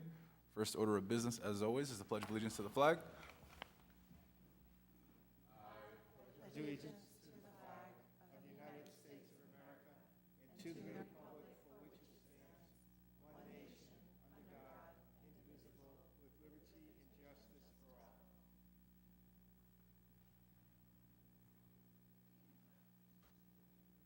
Next on the agenda is the land acknowledgement statement, which I will read. The town of South Kingstown pays homage to the indigenous people and land in which the town is now located. Let this acknowledgement serve as a reminder of our ongoing efforts to recognize, honor, reconcile, and partner with the Narragansett tribe whose land and water we benefit from today. Next, we have the roll call. Council President McEntee. Here. Council Vice President Marin is absent. Councilwoman Berkner. Councilwoman Alley. Here. Councilwoman Rose is absent. Thank you. All right, that's going to bring us to item 4 here, approval of minutes of previous meetings. I will make a motion to approve 4A and B. I'll second that motion. Any discussion? nope. All in favor? Aye. Aye. No opposed? No. All right, that passes. It's going to bring us to item 5, the consent agenda. Motion to approve item 5, the consent agenda. Second. We have a motion and a second. Any discussion? All in favor? Aye. Anyone opposed? No. All right, that passes. That's going to bring us to item 6, licenses. A is a resolution granting a temporary mass gathering permit to conduct the Wakefield Music Festival on Saturday, May 27, 2023. Rain date of Sunday, May 28, 2023, from 2 p.m. to 10:30 p.m. to the Contemporary Theater Company, Main Street, Wakefield. Application by Chris Simpson. Chris, welcome. Thank you very much. Happy to be here. Thank you. We're all kind of familiar with the event in question here, but go ahead. It's an opportunity to sort of market it. Yeah, thank you. I appreciate it. The exciting thing, it's a hot microphone. There we go. The exciting thing about this year is that we've kind of done away with the event that for a couple of years was hard to, especially post-pandemic, to get back, which was the Endless Summer, which was late August, a busy time of year in the town for folks transitioning back to school. So we decided to move to a springtime event, which is always, at the theater at least, a very busy time, people coming around looking to get outside again. So instead of the event that we used to do in August, we now have the Wakefield Music Festival in May. This year, on Memorial Day, Saturday, which is the 27th, from 2 to 10 p.m., we learned from last year's rain out of Oktoberfest to put the rain date on the permit application, license application at the beginning, so we wouldn't have to come back and rush a rain date approval. So we'd like to ask for the 28th for approval in case there's a rain event on the 27th. But it's going to be wonderful. We have some great acts coming in, a band called the Talking Dreads, which is a Talking Heads cover band in reggae style, and it's really fun. They're very popular, very big hit, and they're from Connecticut, and we're excited to have them, some of our other local favorites back. The folks from the Ramp Room will be setting up bicycle, ramps and tricks and flips and stuff to show off. And because it's Memorial Day weekend, we didn't want to close down the street or the parking lots, so it's the slightly more confined to the Phils and theater parking areas, a little bit of overflow with some vendors, but nothing different than the village Thursday nights, that kind of overflow. So it should be wonderful. We're really looking forward to it, and we appreciate all the people who have been from this room, for example, to attend past events, and the whole town really seems to enjoy it, and we're glad that everyone comes out and gets together for celebrating our community right before and after the summer season. Awesome, Chris. Definitely looking forward to it. Any questions? No, just looking forward to it. Be a fun time. I think you've definitely gotten the handle on how to manage a large crowd, a small crowd, the weather, the vendors, so it's going to be great. Thank you very much. All right, do I hear a motion? Motion to approve item 6A. Second. All right, we have a motion and a second. Any discussion? All in favor? Aye. Anyone opposed? No? Good luck, Chris. I know it's going to be great. We appreciate it. Have a good one. Thank you. Thank you. All right, that's going to move us to item B, a resolution granting a miscellaneous permit to conduct the annual Run for Kerry 4-mile Memorial Road Race on Sunday, August 6, 2023, at 9 a.m. to the Kerry Lynn Bassett Female Athletic Scholarship Fund Incorporated, Wakefield, subject to the execution of a hold harmless agreement indemnifying the town, and issuance of a certificate of insurance naming the town as an additional insured in the amount specified by the finance director. Application by Kathy Bassett. Kathy, Hi, welcome. thank you. We're here again to apply for a permit for the Run for Kerry. Kerry passed away 22 years ago last month, and this will be our 20th year doing the race. It's done in her memory. We give out scholarships at South Kingston High School, and we've been giving out books to the local elementary schools. We've given out about $75,000 over the 22 years in her name. We hope to do it again this year. We usually have between 500 and 6 people between walkers, runners, and spectators. Awesome. It's going to be another great one. I hope so. No, it's awesome. Thank you. Motion to approve item 6B. Second. All right, we have a motion and a second. Any discussion? All in favor? Aye. Anyone opposed? No? All right, that passes. Thank you very much. Thank you. All right, it's going to bring us to item 7, public hearing.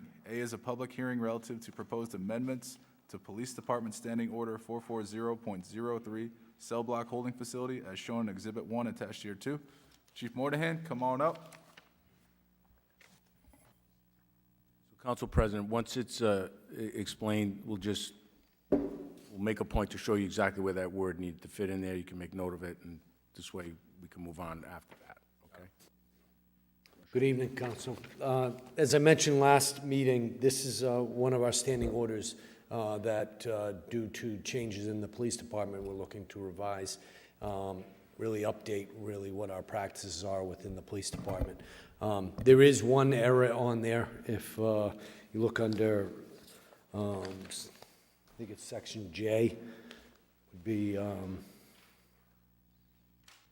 under letter C, security and control, and then subsection 2J. It starts out with non-sworn authorized.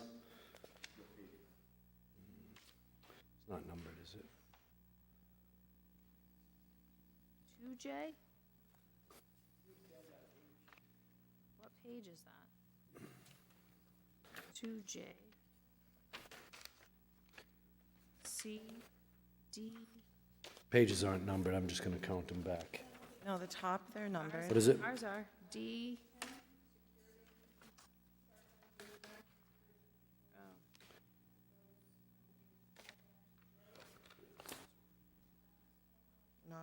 I don't see J.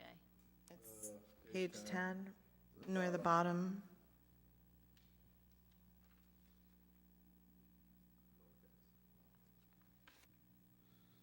Page 10J. I'm sorry, my copy's just not numbered, but it is page 10, and under J, and it starts with non-sworn authorized persons and escorted civilians. The second or the third sentence in that, it should read, non-sworn persons and escorted civilians will not be permitted in the holding facility if a prisoner is held in the holding cell or padded cell. So if you can picture at the police station, it's a holding facility, and it encompasses both male and female cells. It also encompasses a holding cell, which is used for temporary purposes, and a padded cell. Both the holding cell and the padded cell have a window on it. And so if we have civilians that are back there or non-sworn members of the police department, we can't protect the privacy of the prisoner where they're behind a glass. So in those instances, we wouldn't allow any non-sworn officers to be back in that holding facility. But the other sections of the holding area, we can section off and close and secure, which we would be able to protect the privacy of the prisoner and also keep any non-sworn members safe when they're back there. And then really the purpose of this, and I mentioned last, is our print machine is in this facility. So our fingerprint, oftentimes what we do is if people come to the station that need fingerprints for backgrounds, either to work at the school or other daycare, other type of professions that require a fingerprint to be taken. And it's unpredictable when we're going to have prisoners in the holding area. So oftentimes we have to ask them to come back, and we really don't know when is a good time for them to come back.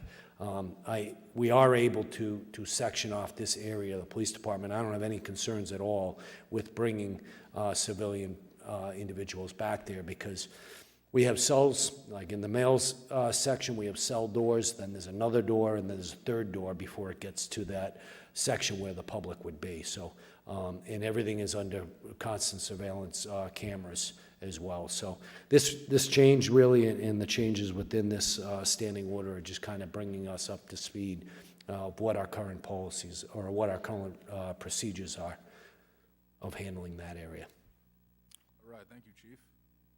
This is a public hearing, so I do want to open it up. Anyone who wishes to speak on this item specifically, I invite you to come on up.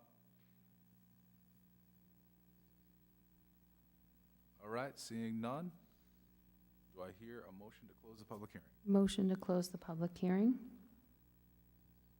We have a motion and a second. Any discussion? All in favor? Aye. Anyone opposed? No? All right, the public hearing is now closed. Do I hear a motion on 7A? Are we allowed to ask, so just a question about reviewing in general. So are the standing orders reviewed on a regular basis or as needed? Because I see that there's a number of revisions and views, but like, is it a routine thing? I know why we're doing it here and now. Sure. So typically, all policies are reviewed based on our accredited standards within the police department. And so there could be times when we review policies every 6 months, years, every 2 years. There's call-ups that we have.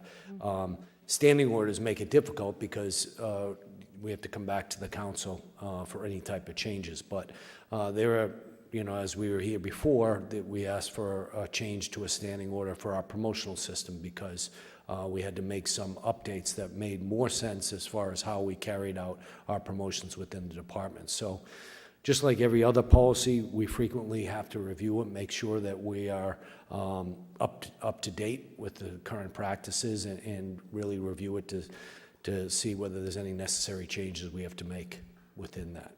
So this is one where, and again, I think being the new chief, I'm going through all of our policies. That's another thing, is that I need to review every policy, and each policy that I'm seeing, we're questioning to say, can we do it better of what has been the practice. Thank you. Can I ask how long are prisoners kept there typically, or? So the intent is not to have prisoners held in any long period of time. Most of the time what we try to do, depending on what the charges are, is get them out. So misdemeanors, we're able to release them with a summons. Other times, there's situations, impaired drivers would be someone that we may hold longer because we don't want them to get back behind the wheel again and maybe endanger other people. So it's dependent on what the situation with the prisoner is.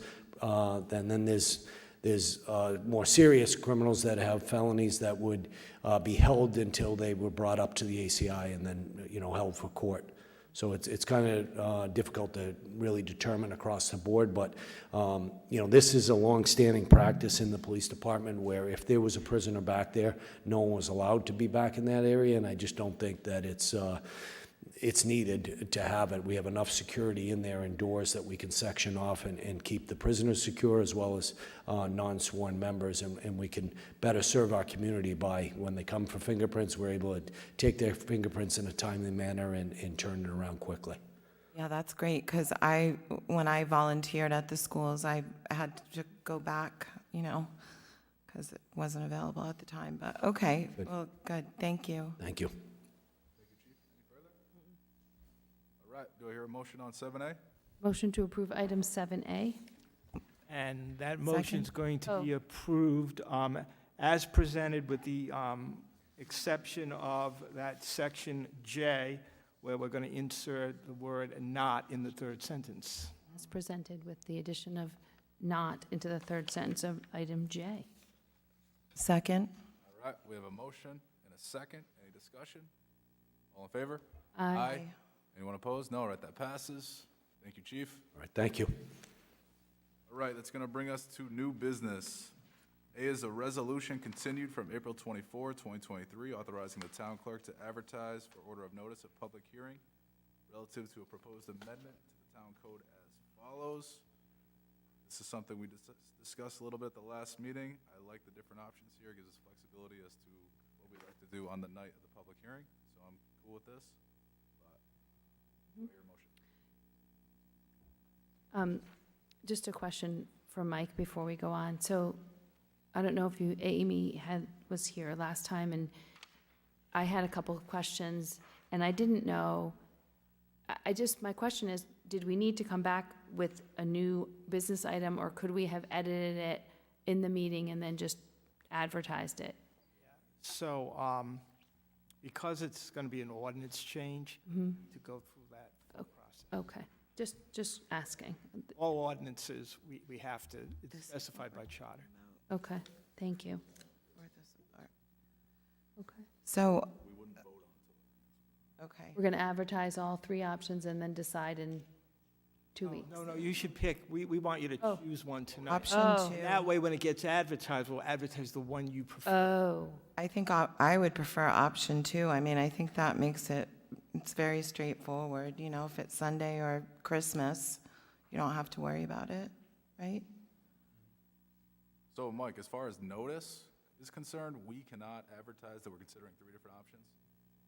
We were essentially told that if we only consider one option, we're limited to making a decision on that. It's anything outside of that, is sort of outside the confines, what we can make a decision on.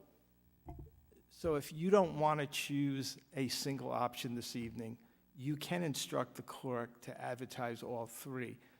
The idea, as I understand, was to give you the option so that before it was advertised, you could choose one.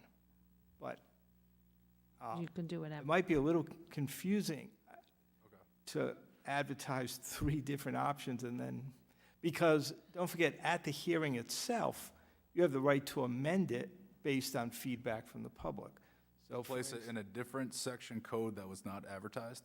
I'm sorry, say again? So, for example, if we advertise that we're considering putting this road in section 1047, on the night of the public hearing, can we decide we'd actually like to put it in section 10-51? Can we do that? I see your question now. I'm just realizing it's 2 different sections. Right, so It's 3 because there's 1-hour parking, 2-hour parking, and 3-hour parking. I think couldn't we not advertise for all 3 of them and then only take action on one of them and just discard the others? I think. You could. that- There's nothing that would prevent you from doing that. Because what if we got to the public hearing and based on what people said, we picked option 3, not that that's what I'm thinking, but, and then we didn't It would be a substantive change because there are different section numbers. right. So your point is, if people came to the hearing and said, I don't like this particular option, we'd wind up having to go back and re-advertise again, et cetera. I understand the issue. They're not all in the same section. So there's nothing that would prevent you from advertising all 3 as possibilities, and I can work with Susan on what the language would be in the ad. All right. That was sort of our original intent when we were thinking about this last Okay. meeting. Right, and then, yeah. So the motion would be to authorize the clerk to advertise all three options. Right, the council's considering all three options, and we would want public input on. Sure. All right. Do I hear a motion? Motion to approve item 8A as presented. Second. All right, we have a motion and a second. Any discussion? I got a question for you, Mike. Mike, you think this is going to complicate things as far as a notice perspective? You know, I'll work with Susan to make it clear that there are three options that the council will be able to consider. The fact that they'll all be advertised will give you the ability that evening to pick and choose one or the other. All right, works for me. All in favor? Aye. Anyone opposed? No, all right, that passes. It's going to bring us to item B, a resolution amending the solid waste user fee for residential refuse tags from $2.25 to $2.35 per tag, effective July 1, 2023, and amending the town schedule of fees, and as further described in a memorandum from the Public Services Director to the town manager dated April 25, 2023. Rich, come on up. We got a few of them in a row here for you, so just want to give us a brief on this quickly. Rich Bourbonnais, the Director of Public Services. So this is, in effect, in a response to, I believe, last meeting where we requested signature on the agreement with Rhode Island Resource Recovery. So the rates went up, and it's reflected in the tag fee. Easy. All right, do I hear a motion on this one? Motion to approve item 8B. Second. We have a motion and a second. Any discussion? All in favor? Aye. Anyone opposed? No. All right, that passes. Item C is a resolution authorizing an award of bid to Northeastern Tree Services Incorporated of Cranston, Rhode Island for municipal tree and stump removal services in an amount not to exceed $30,000, including a $7,580 contingency, and as further described in a memorandum from the Public Services Director to the town manager dated April 25, 2023. Rich? So our yearly contract, we do this every year for, trees that are in town. They're all over town.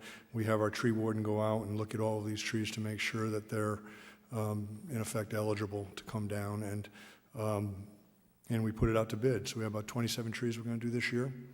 We always first go to National Grid, and National Grid has been, and this, I guess, Rhode Island Energy at this point, but they've been very, very helpful over time. They will remove a lot of trees for us if it's even remotely near a power line. So. All right, thank you. Do I hear a motion there? Motion to approve item 8C. Second. All right, we have a motion and a second. Any discussion? All in favor? Aye. Anyone opposed? No, that passes. It's going to bring us to item D, a resolution authorizing an award of contract to Dixon Engineering Incorporated of Lake Odessa, Michigan for on-call engineering services for Montucket and Victoria water towers at the specified contracted hourly rates through December 31, 2023, in an amount not to exceed $30,000, and as further detailed in a memorandum from the Public Services Director to the town manager dated April 28, 2023. Rich? So this is a somewhat complicated situation, but Dixon Engineering has been involved in these water towers for quite a while. They know structurally a lot about these towers. They had been contracted with different cell carriers over the years, but what I want to do is I want to get them under contract for us so that if we need them at any time, and this is only through December. I can't imagine we're going to use this money, but I really was more concerned to get an hourly rate so that I can look to them for information. When cell carriers come in with a design, I want to be able to hand it over to Dixon. I just want somebody to speak for us rather than speak for them, basically. Motion to approve item 8D. Second. We have a motion and a second. Any discussion? All in favor? Aye.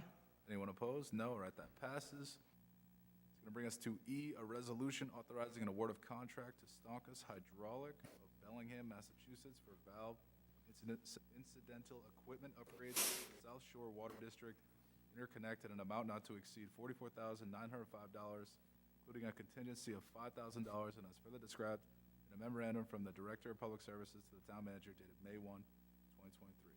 Last one, Rich. All right, so Stockers has done a lot of work for us in the past. He deals with all our our water system, the valves and all those things. And at the interconnect, we've had a regular problem.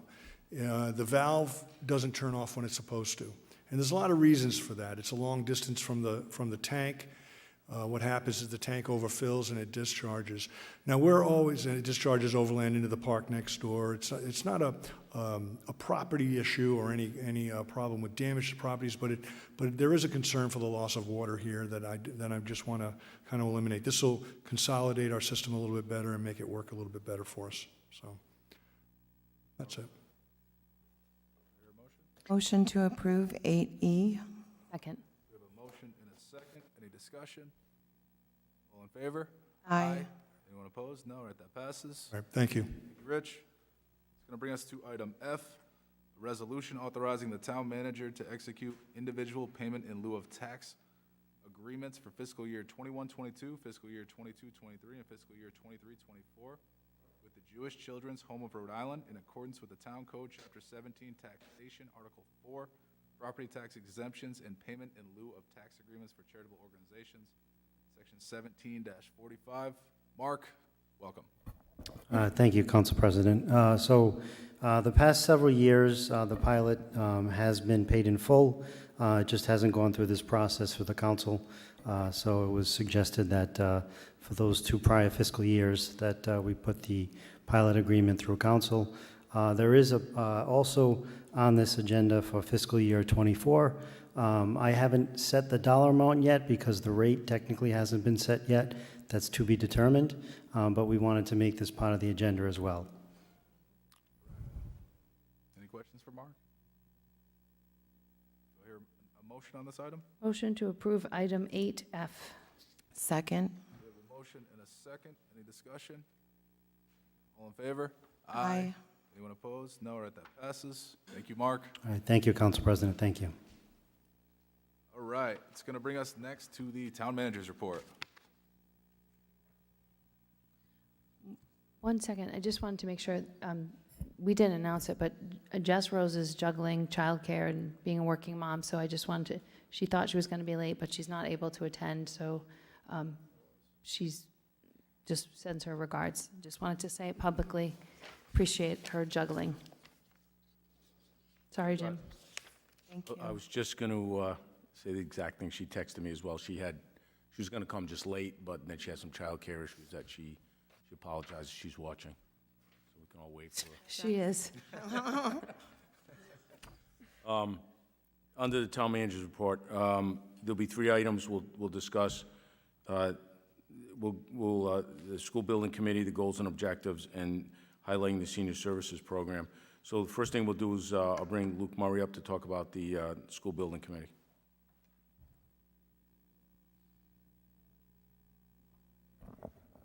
Good evening. So I do have some pretty good updates. I think hopefully you've managed to take a look at our last meeting, and if you haven't, I highly recommend it. So we did meet last week, May 4th. We welcomed the Recreation Commission. It was great to have them. We had a joint meeting. I wanted to include them to ensure they had include their perspective on potential for athletic facility design over at the CCMS site. I think it was a productive conversation. They had some good input, and I think ultimately the takeaway was they were impressed by the designs. I think they're overall in favor of either of the options that were presented in general, with some further tweaking. But athletic facility fits very nicely on the CCMS site. If we moved it upland out of the wetland area, right now it's partially in the wetland buffer zone. If we move it upland, I think it would fit nicely, and we'd be able to move forward with that. So the SBC felt, based on the comments that were discussed, to move forward with cost estimating for a facility. Now, cost estimating doesn't mean that we're particularly looking at any particular nailed-down option. It means that we basically have a design in place that we can estimate on. So the field, the track, the parking, et cetera. Where it goes, how it's tweaked, can all be discussed later. But we need to get moving, as I've discussed before, because May is really for cost estimating, which we're in right now. By June, we have to understand where these costs are going to fall for incorporation into the Stage 2 report. Any questions on that? Okay, so then we also discussed an updated building concept Studio J presented. Again, I encourage everyone to go back to the video, or I will be posting the presentation on the website. I think it was improved. Everyone felt it was improved. Again, nothing is nailed in stone. We still have a lot of progress during the stage 3, but we're trying to nail down a concept to kind of roll to the community and say, hey, this is generally what we're looking at, and for cost estimating purposes, this is what we're going with. We'll continue to tweak that based on comments. I wanted to notify you that on the 20th of May, we will be having a community showcase. The idea here is that we're going to present to the community to kind of get information, good information out about where we are in the process before everyone breaks for the school year and scatters to the winds. So as we all know, summer is a busy time. So it's important at this point, we have some concept designs. We want to make sure everyone's clear on what we're moving forward with. So the 20th of May will be that. It's a Saturday. It is at 9 o'clock, and it's at the high school. So if anybody asks, and we'll make sure to get the word out on that. The SBC is discussing participating in the parade, the 300th parade, so we're working on that, and I'll give you an update at the next meeting on how we're moving forward. Also, green building design was discussed at this past meeting, and it's something that we're very interested in, obviously, depending on costs and where all of that falls in the scale of priorities. But to Studio Jade's credit, they took the ball and hired Haley & Aldrich, which is a reputable engineering firm, to look at geothermal well possibility, look at solar possibility, and other green building technologies. So we should get a report on that. It's going to be several weeks, but we'll get some report back from Haley & Aldrich before the stage 2. With that, our next meeting, last thing, is going to be this week, which is the 11th. That will be a 4 o'clock meeting. I would advise the community is purely just for a working session on the owner's project manager selection and review. So I'd advise, people are welcome to tune in, but it may be a bit of a dry meeting. Any questions? Yeah, so I haven't watched the meeting from Thursday, but I do know there was a number of people not there. So is that why the athletics isn't set in stone? Like, I guess the superintendent wasn't there, the principal wasn't there, and Terry Murphy was there. Terry Lynch was not there, the athletics director. So is that why we're continuing to sort of work through the athletics piece? I think we're continuing that on all of the pieces, right? We know that stage 2, what we're going to present for stage 2 is not a nailed down design. We're trying to give a reasonable picture of what the outcome will be. We did have a quorum. The SBC voted to move forward with that for cost estimating, but we're of the understanding that we're going to continue to tweak, and we want to be responsive to the concerns of the community. That's what these showcases are about, to continue to receive feedback. But at some point, just to be clear with the community, we need some clarity going to RIDE to say this is the potential product we're moving forward with, and that is coming in June. So once we get to stage 3, if approved, if the bond moves forward, we'll be coming back into what's called stage 3, which is refined design, and that's a point where we'll continue to tweak and really have to nail down the final. Okay. Does that all make sense? I just wanted to make sure that Terry Lynch was a part of the planning of the athletics, because I come from an organization where when the leadership doesn't go, you send in someone else so that you always have the bench represented. And so without the superintendent or the principal, I was sort of hoping that Terry Lynch was asked to go, just to give his wisdom, and just don't want to get too far down a road where we can't turn another way, and had we had better advice from the beginning. So I'm just concerned about the membership and attendance. It's an issue, and has been an issue for 9 months, not from the town side, but it continues to be an issue from the school side. Terry Lynch has been consulted I know, before. I know. And will be consulted And he's multiple times as we go through this process. He's not a member of the committee, but there are members of the committee that need to come. Yeah, I would agree that it's very important for everybody to attend the meetings because we need good information, and if people aren't attending, then we got a problem. Mm-hmm. All right. Thank you, Luke. Thank you.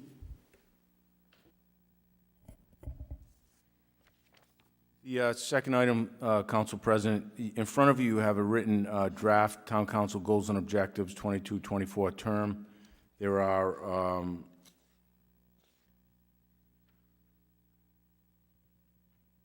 there's 8 items that are on there.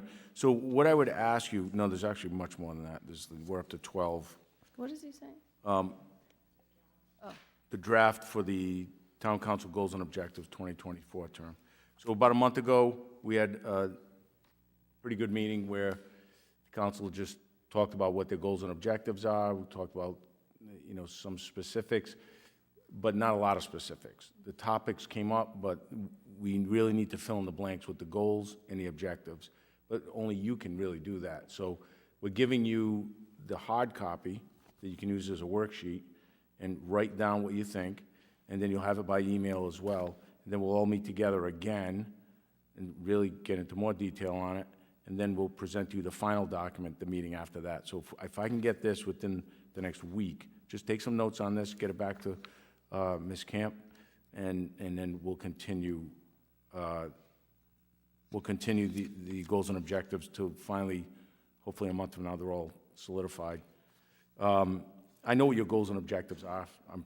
We talk quite a bit individually, but we need them in writing. So it's important to us. Okay? So if you could just take a look at that, I'd appreciate it. Let's go over the last item on the town manager's report, and that is the senior services program.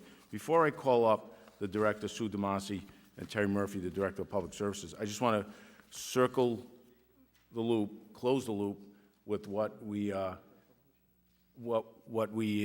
had done at with the town of Narragansett over the past 10 months or so, almost a year. We've really worked hard together, both towns. I really feel that we're in a really good place right now, and that this will only make our senior services much stronger. So I'll just get into that a little bit. Some people probably haven't even watched this, so I'll just give you a brief overview. So in fiscal year 22-23, prior to me getting here, the town of Narragansett, the town of South Kingstown came up with $101,000 as a fair share allocation for the seniors that attend from Narragansett. It's always like a 70-30 split. About 1,500 seniors from Narragansett go, about 3,000, 3,500 from South Kingston go, 1,500 from Narragansett go. So there was $101,000 that was requested by SK from Narragansett. The town of Narragansett allocated $55,000. There was a $46,000 shortfall. I made a request to the town manager. Because it was a council decision, we had to go further with this. One of the town council members, the vice president, Jill Lawler, knew this was going on, called me and said, can we go on a tour of the senior center? This is several months ago. I think once she saw it, she realized, you can see some of the pictures on TV now, it's a magnificent place with a lot of seniors all doing many different things, all kinds of classes, languages, games, dancing, and so forth. So the Vice President Lawler of Narragansett put it on an agenda item for April 17th. It was discussed at length with the Narragansett Town Council in an open meeting, town council meeting, and 3 members of the town council went as well, and I went and made a case for why we needed to move this even farther than we did with the reimbursement and for an MOU. The 2 items that Councilman Lawler put on there was for an MOU for the 2 towns to work together on coming up with a fair share agreement for a 3-year period. Prior to that, it was done on a handshake. That was objective number 1. The second objective was for Narragansett to agree to reimburse the town of South Kingston for the $46,000 that was cut from the budget for this year we're in right now. I'm happy to report that it was a 4-to-1 vote, and the town council in Narragansett voted to start the discussion of an MOU and to reimburse that $46,000. And they reallocated $96,000 for the upcoming year, 23-24, which is based off the percent of Narragansett residents that we project to use that senior center. So a couple other good things came of that, and then I'll turn it over to the director. We're working on the MOU with Narragansett to set a fair share agreement for 3 years. It'll be on a 70-30 split, 30% Narragansett, 70% South Kingstown. The number won't change on the reimbursement unless there's a deviation of more than 2% in whatever number it is. So if Narragansett's share goes down by 2%, we would discuss with them reducing what they owe us. If it went up, then we can discuss that. For both towns, it would work very well. Also, there would be a quarterly report. The town of Narragansett requested this specifically. They would like a quarterly report done, and we'll do it for both towns, SK and Narragansett. Give updates on funding, give updates on programming, to make sure that both towns are meeting the needs that they want jointly. Narragansett did reinstate the $46,000, which is good news. Now we can continue to provide this real high level of service with no interruptions, and I'm very appreciative that they voted that way. One last thing, the Senior Advisory Committee is being resurrected. And what is that? It was started in 2016. I was the town manager in Narragansett at the time, and it was a liaison between both councils, the directors of the senior center and the rec center that they have, and other interested people moving together for programming, discussion, funding, to discuss what's best for the seniors of both towns. So a request came in from Narragansett to start this again. We will be starting it again. I believe Councilwoman Alley, you're going to be the liaison, is that right? If you sent a notation that you were interested in that? Yes, I am. The first meeting, I believe, is on June 21st. It is. Right? And Councilwoman Cicilline Bonanno was the liaison before, and she's going to be it again, from what I understand. I believe, actually, it's going to be the man has been given the... Oh, for Randy. Right. Okay, so That- Councilman that's my Ferrandi's going to take understanding. that place? Okay. Right. Excellent. All right, so that's where we're at. Now I'll switch gears. I'm, once again, very appreciative of both towns working this out. It's going to really provide a much higher and solid level of services for years to come. So let's talk about the senior center. I'll call, well, you're right here. I'm like, where'd they go? They ran out. The senior center, it really is a jewel in the crown in this town. Anyone that walks in there wants to go back. I want to go back. Look at that fireplace. I just want to sit over there. And every time I walk in there, they offer me a room in some classroom, maybe because I'm starting to look like a real senior since I've been here for so long. But I'll turn it over to Director Sue DeMasi and Director of Public Services Terry Murphy to show the presentation. Good evening, Council. Leisure Services Director Terry Murphy. First of all, I'd like to extend my thanks to the council and also the Narragansett Town Council for supporting the appeal to receive full fair share funding for this year's current budget. What I'd like to, I'll go over some of the dry facts about our senior program, and then I'm going to turn it over to Susan, who can really give you the flavor of what the staff does at the senior center and how we operate. Very often we get lost in the numbers and here are the statistics, but you'll hear more from Susan about collaborations and who comes in and the trends that are being addressed with the senior program. And to the town manager's point, you know, we're a multi-generational senior service program. If you're 60, you can go to the center and have lunch or take part in a class or a program. We have basically 2 generations right now that are coming through the senior center. So I would classify it as an enrichment environment and make sure that people know that it's more than bingo. It's more than, you know, coming in and sitting in a lobby. There are tons of enriching programs and activities at the senior center. But just basically, we have, you all know this, we have 4 different divisions of our senior services department: transportation, the nutrition program, the center program, which is most of the activities and classes that go on in the senior center, and the adult day program, which is now contracted through St. Elizabeth's. The town is a partner in that program, in that the town provides the facility for $1 a year for the adult day program to continue to operate in South Kingstown, and it affords people in the South County area to be able to have their loved ones in a safe environment, and then keep them living at home. So just very quickly, we have a budget of this year of about $701,000. Next year's budget is $729,000.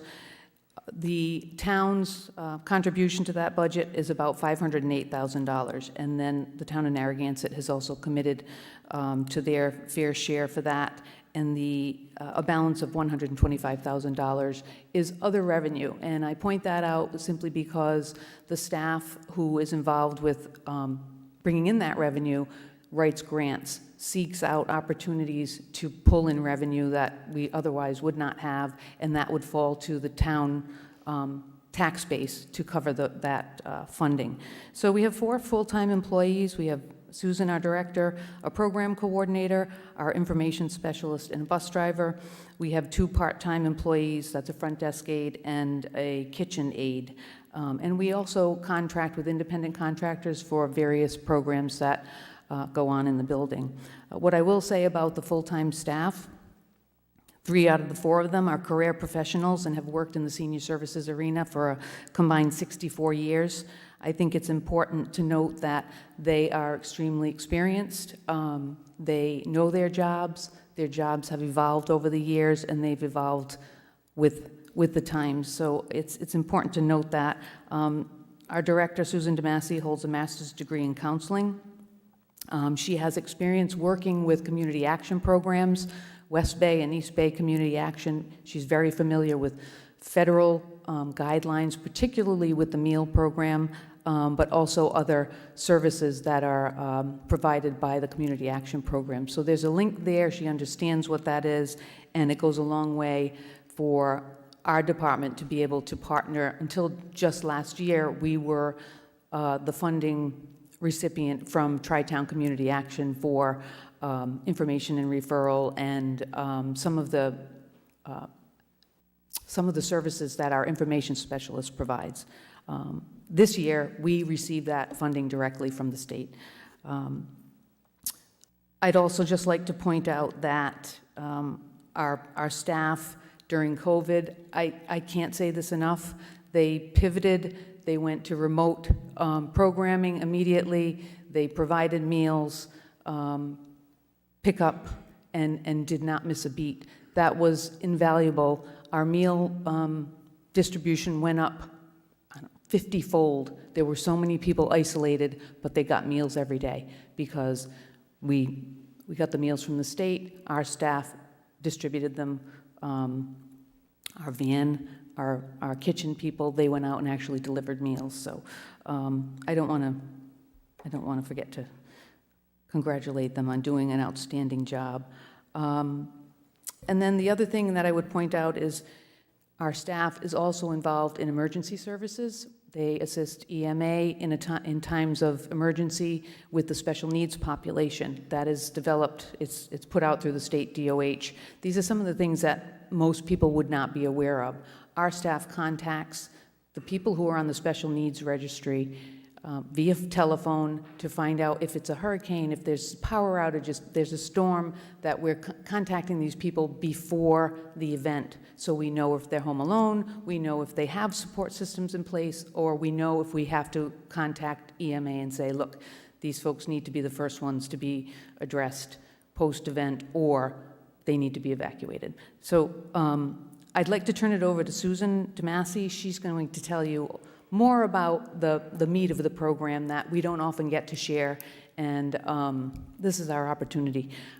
You see some of the photos of the senior center there. Many people have not visited, and we want them to see what the building looks like, the facility looks like, and to come in and visit us anytime. So I will turn it over to Susan. Sue DeMasi. Well, first of all, I just want to say that we're back in full swing from COVID. It took a while, but I can actually say we're more busy now than we have ever been.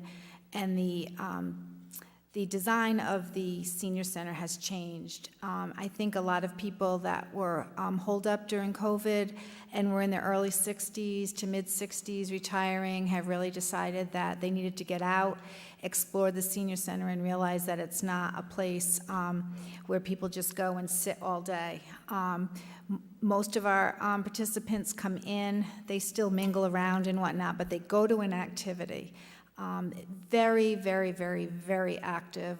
We have classes that we have to actually give out numbers for because we can't fit everyone in the space that we have for certain classes. We're very affiliated throughout the state and through the town. I sit on different committees, the Prevention Committee for Drugs. I sit on a South County Health Committee, Aging Friendly Committee. I just feel a lot of that really helps to know what's going around in the town, around in the state, not just in activities and enrichment, but in all aspects of the senior population. Our program areas range from lots of physical activity, which is what people really, really want now, wellness programs. My staff and I are trained in evidence-based program Matter of Balance, where I'm a master trainer, so I was able to train them. So we're running those programs through a grant that we got through the state of Rhode Island. We'll be doing 3 different evidence-based programs through this grant: a diabetes prevention, a healthy eating, and a Matter of Balance. And we'll be doing 3 or 4 of those in the next 18 to 24 months. Using staff, so keeping it within the funding within the town. We have our nutrition program, which you all know about. We have our transportation program, which again has really sparked up again. We have anywhere from 8 to 13 people a day on the bus, just coming to the center, and plus shopping Monday through Thursday. So that's still very, very popular. We're affiliated with a lot of people. Our number 1 is with URI. We have ongoing programs with their gerontology, nursing, audiology, physical therapy programs all the time. They come for audiology screenings about every 6 weeks. The appointments are filled. We work with Operation Stand Down, which is a veterans benefit counseling. We use CareLink, Rhode Island Bar Association. I mean, the list can go on. RIPTA. We bring in whoever people want us to bring in. A woman came and said she was involved with Insight, which is for vision impaired people. We now have a group that comes once a month to our group for vision impaired individuals.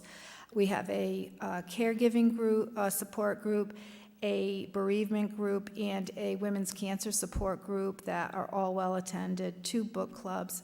I could go on, but it is thriving. Seniors are more active than they've ever been. We have right now 1 class that has a fee attached to it, which is $5 a class. The rest are all free. We pride ourselves in that. We do have the membership fee. We will never stop anyone from coming in if we know that they can't pay. We have had people give scholarship money as a donation so people can come, but we will never, ever prohibit someone from entering or participating due to financial. So we're alive and well. We're not your grandmother's senior center, so come by for lunch anytime. We've got a lot going on. Any questions? I do. Go ahead, Patty. You go. One thing that I was curious about, and I'm so glad that you have caregiver support, because I was a caregiver for like 8.5 years, and it's really hard. Also, I was a gerontology major, so I'm very happy that you have a partnership with the gerontology department.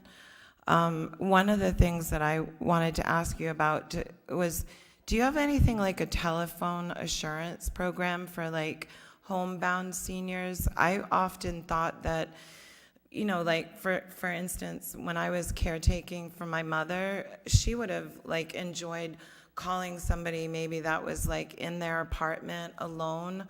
And so that might be a way to engage people that aren't physically able to get into the We had a big program of that during COVID, and those who loved it, loved it. The majority asked us to stop calling, to be quite honest. So if we have put it out there, if people want that, to let us know, because we almost became bothersome to some people checking in on them, so we really need to make sure that they want those calls. But we have people that have gone to assisted living, and one gentleman I call weekly, you know. We each have those people that want us to do that, but it's a wonderful outreach. We just have to make sure that the people want it. That's all. Right. But yes, it can be helpful. Right. Okay. So I can tell that you do amazing work. I'm looking and reading your latest newsletter, and you're basically going through all of that cool stuff. But so you mentioned the fee, but I can't find what it costs to join. Right, so we did that purposely because we didn't want people to stop, so we put on it, call for information or come by. We really didn't want to push that out there. We have it on the website and whatnot, but for the most part, we want people to come in to the center, and so that we don't hold anyone back. This is through discussions I've had with Directors Association meetings, where a lot of times people would not come to join because they knew what the fee was, and they were embarrassed to come in. So we did that purposely, not to put that on there. Okay. I can't find the fee even on the website, so I don't think it's... It should be on there under one of the sections. We just put it on last week. 'Cause okay. It got taken off, yeah. All right. If it's not, we can check, but we put it on last week. I just think it's amazing, and it's not expensive, correct? No, it's $10 for Narragansett and South Kingstown residents, and $15 for anyone else, a year. A year. So it's the greatest deal. It's less than Planet Fitness. Sorry, Planet Fitness. Oh, yeah, way less. Right, 90% less. Yeah. So I just was curious. Yeah, well, I'll make sure it is on the website, but we did do that. Just a lot of senior centers don't put the money on, just so that people don't feel, I don't want to say threatened, but concerned about not being able, because you'd be surprised, even though it's not much, it is too much for some people. Right, but you could just say, and we have scholarships available, because it's hard to, like, I want to send it to people, but I don't know how I would send it if I wouldn't want to send, since it's so reasonable, $10 is quite reasonable. Yeah, we can look into that. And then I think all these amazing pictures, they're not on the web page. We just made that. Yeah, that's amazing. That's just now? Today, Terry made it. Today? Those are pictures taken today? Oh, no, we've had the pictures, but it's, the problem with keeping up with the Facebook and all that is that's a whole nother, it's a full-time job. A whole nother job. So, but no, we will get those on. They're really nice. Thank you. Anything else? Thank you, Sue. Thank you, welcome. Thank you for your good work. Good to hear that the senior services are stronger than ever right now. Always a good thing. Good to hear that it's $10 and there's scholarships available.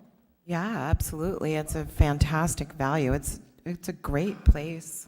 I just want to emphasize that that's a very nominal amount, right? But they don't, the sign's about this big, and they do that for a reason. They don't want to be insensitive if someone cannot afford it. If someone has the extra money and they want to put that $10 a year or whatever, that's fine, because then it helps someone else who all the money stays in there. That place does so much with so little. They work so hard to get grants, and they get quite a few of them, and they split those grants with Narragansett. So they're like, it's truly a shared service in this town. Even though the building's located here, it's a shared service that we're very proud of. Okay, that's it. That's all I have for this town manager's report. Before we move on, I'm realizing that we don't have a town council meeting before the community showcase, so I just want to make sure that we fully advertise, put out to the community that the 20th at 9 o'clock in the morning, we'll put it on Facebook, whatever. If we can just, because we won't have another opportunity to remind people to get out there, and that it's 12 days away. If we could advertise. Okay. Thank you. We'll get that done. All right. next we have item 9, public comments, or formerly known as comments from interested citizens. So at this point, anyone in the audience is free to come on up and discuss any issue they wish. We just ask that you first introduce yourselves. We're going to limit you to 3 minutes. So with that said, first come, first serve. All right, no one tonight? Dorald's coming. He was being.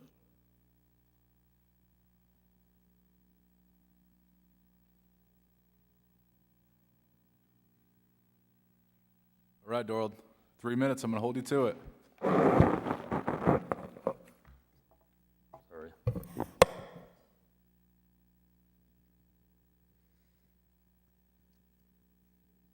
On April 13th, I came into this chamber and made the following statement, that I thought that there was money somewhere in this year's school budget that wasn't being, there was money, like over $2 million, that was unaccounted for. Because in any of the budget negotiations that you had when you were doing the joint meetings, they never said they had a surplus. So last Monday, I went to their school budget subcommittee meeting, and I was handed this right here, and on the last page,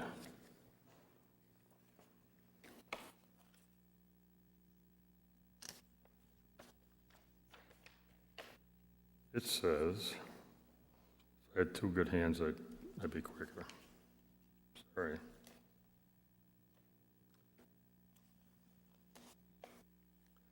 Under the column available, $2.178 million.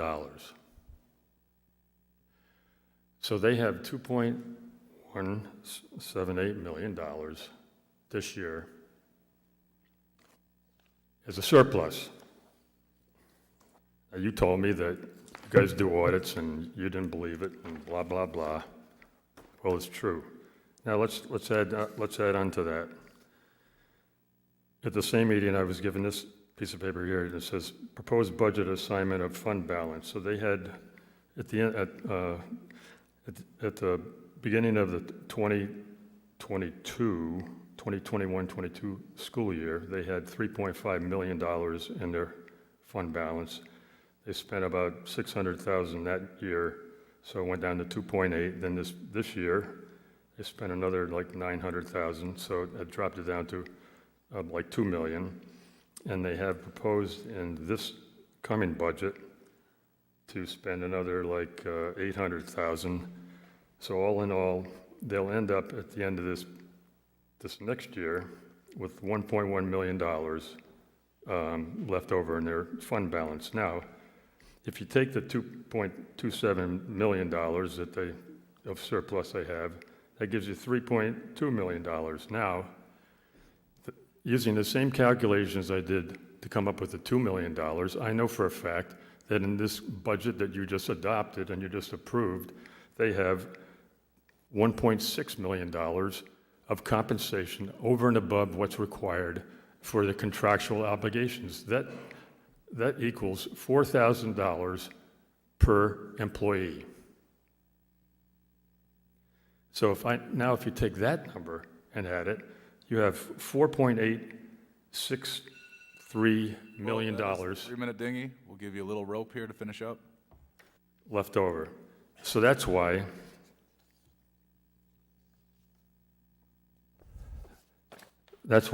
I went and wrote this petition to reduce the transfer this year to the school district by $1.5 million. If it passes, if I get 200 signatures, and if it passes, it will reduce our taxes, the tax rate, by 10 cents, which just happens to be the amount of money that in 2025, when we go to that first year of the bonded money for the high school, that would take care of the yearly cost for your municipal and the school districts increase. Thank you. So, All right, I got to give an opportunity to other oh, people. no, yeah, right. If anybody's interested, I got my form with me here tonight. If you want to sign it for me at the end of the meeting, I'll be waiting for you. All right, anyone else in the audience wish to come up and speak? Again, this is on any issue you wish to discuss. Anyone? All right, we're going to move on. All right, Doyle, you got 2 minutes. That's it.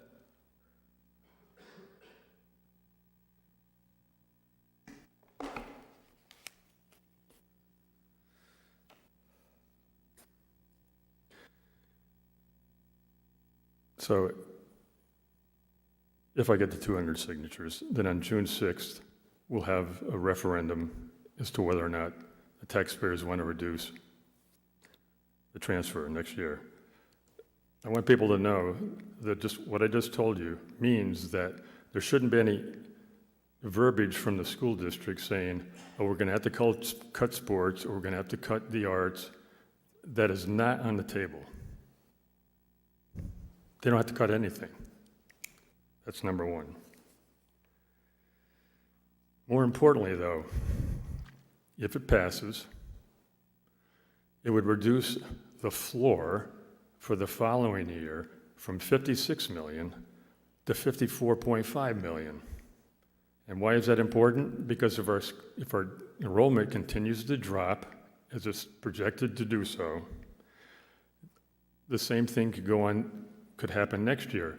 But if instead of me doing your job and coming up with this referendum, if you, as the town council, say to the school committee, hey, how about it? Can you reduce your budget so that we don't have to have somebody, member of the public, float another referendum to keep the costs down? Maybe that'll happen. And lastly, I'll be at the Comfort Station on Main Street from 9 to 3 on Thursday and Friday, sitting in a chair with a board with a whole bunch of information. Anybody who wants to come by, sign my petition for the referendum, I'd be glad to talk to you, debate you, whatever you want. Thank you. All right. Last call for anyone else who'd like to come up and speak. Seeing none. All right, go ahead. So, Jim, I just have a question about something that was just said. Is there a $2.27 million projected surplus for the school budget at the end of the year? No one has told me there's a $2.2 million budget. Okay. Surplus. Surplus, I'm sorry, surplus. No one's told you that? No. I had Brian Sylvia just do some rough numbers, and based off the what the amount of enrollment that went down in a year, and it went down 97 students from last year. And if you use a very rough number of about $22,000 per student, and what it costs, that comes out to about 2.1 million in that could be saved. I see. But that's, no one's told me whether there was a surplus or not. And I guess I just, Go ahead. so in theory, if the signatures are collected, there would be a townwide election on this issue? Referendum. Yep, a referendum in June? June 6th. Okay. And if it were to pass and there would be a reduction, does that change the budget that we've adopted? What happens? Well, I've never experienced this. I've never been down this road. I know there's some legal stuff that could occur with the school district and RIDE in the town. So, but I don't know enough about it to say it just yet. And sorry to put you on the spot, Mike. But is there anything that could trigger a lawsuit here with the town attempt to reduce that budget?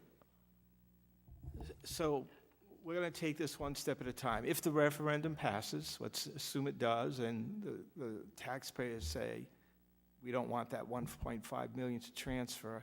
The school committee, if it desires, has the right to challenge that. There's a process that they go through at RIDE, where they have to prove that without that 1.5 million, they won't be able to meet all their contractual obligations, and then some. And it gets into the weeds because you have to exclude special education student expenses, et cetera, and I'm not familiar with that policy. But if, in fact, the school committee challenges it, they have the right to do so. There'll be hearings at RIDE, and the outcome of those RIDE hearings will determine whether that transfer is made or not made. I appreciate that, but I guess my question was, if the tax rate is 1095. Oh, and if we don't have to transfer it, I assume we make an adjustment, but Okay. I think a lot's going to depend on whether or not the bills have gone out. Yeah, I just didn't know. It'll be complicated, but that's our process. We set that up in the charter when we eliminated the financial town meeting. It's a good process. We'll go through it, and we'll let the taxpayers decide the issue. All right, thank you. How would this potentially impact our bond? Or does it have anything to do with that? No? I don't think so. I think Dorald's point was that if you save the 1.5 million, you'll have that money to put towards the bond when the first payment's due in 2025. But it's not going to impact the cost of the bond or the rate or anything like that, no. All right, thank you. We're going to move on now to item 10, communications. A is a letter dated April 27, 2023, from Robert Watt Jr., Providence Monthly Meeting, Quakers, requesting a resolution to welcome the Golden Rule Peace Ship when it visits Rhode Island in June. What do we think on this one? Making motion to direct the town staff to draft a similar resolution to support the Golden Rule Peace Ship when it arrives in June. Second. All right, we have a motion and a second. Any discussion? All in favor? Aye. Aye. Anyone opposed? No, that passes. It's going to bring us to item B, an email dated April 27, 2023, from Nicole Solis requesting an investigation of an agreement between the school district and the teachers union regarding non-resident student enrollment. I don't believe Nicole is here, but Jim, if you want to give us a little brief as to this one? Yes, sir. When this correspondence came in, I did not know the facts, and I wanted to know the facts. So I spoke to Superintendent Mark Prince about what his recollection was of this allegation.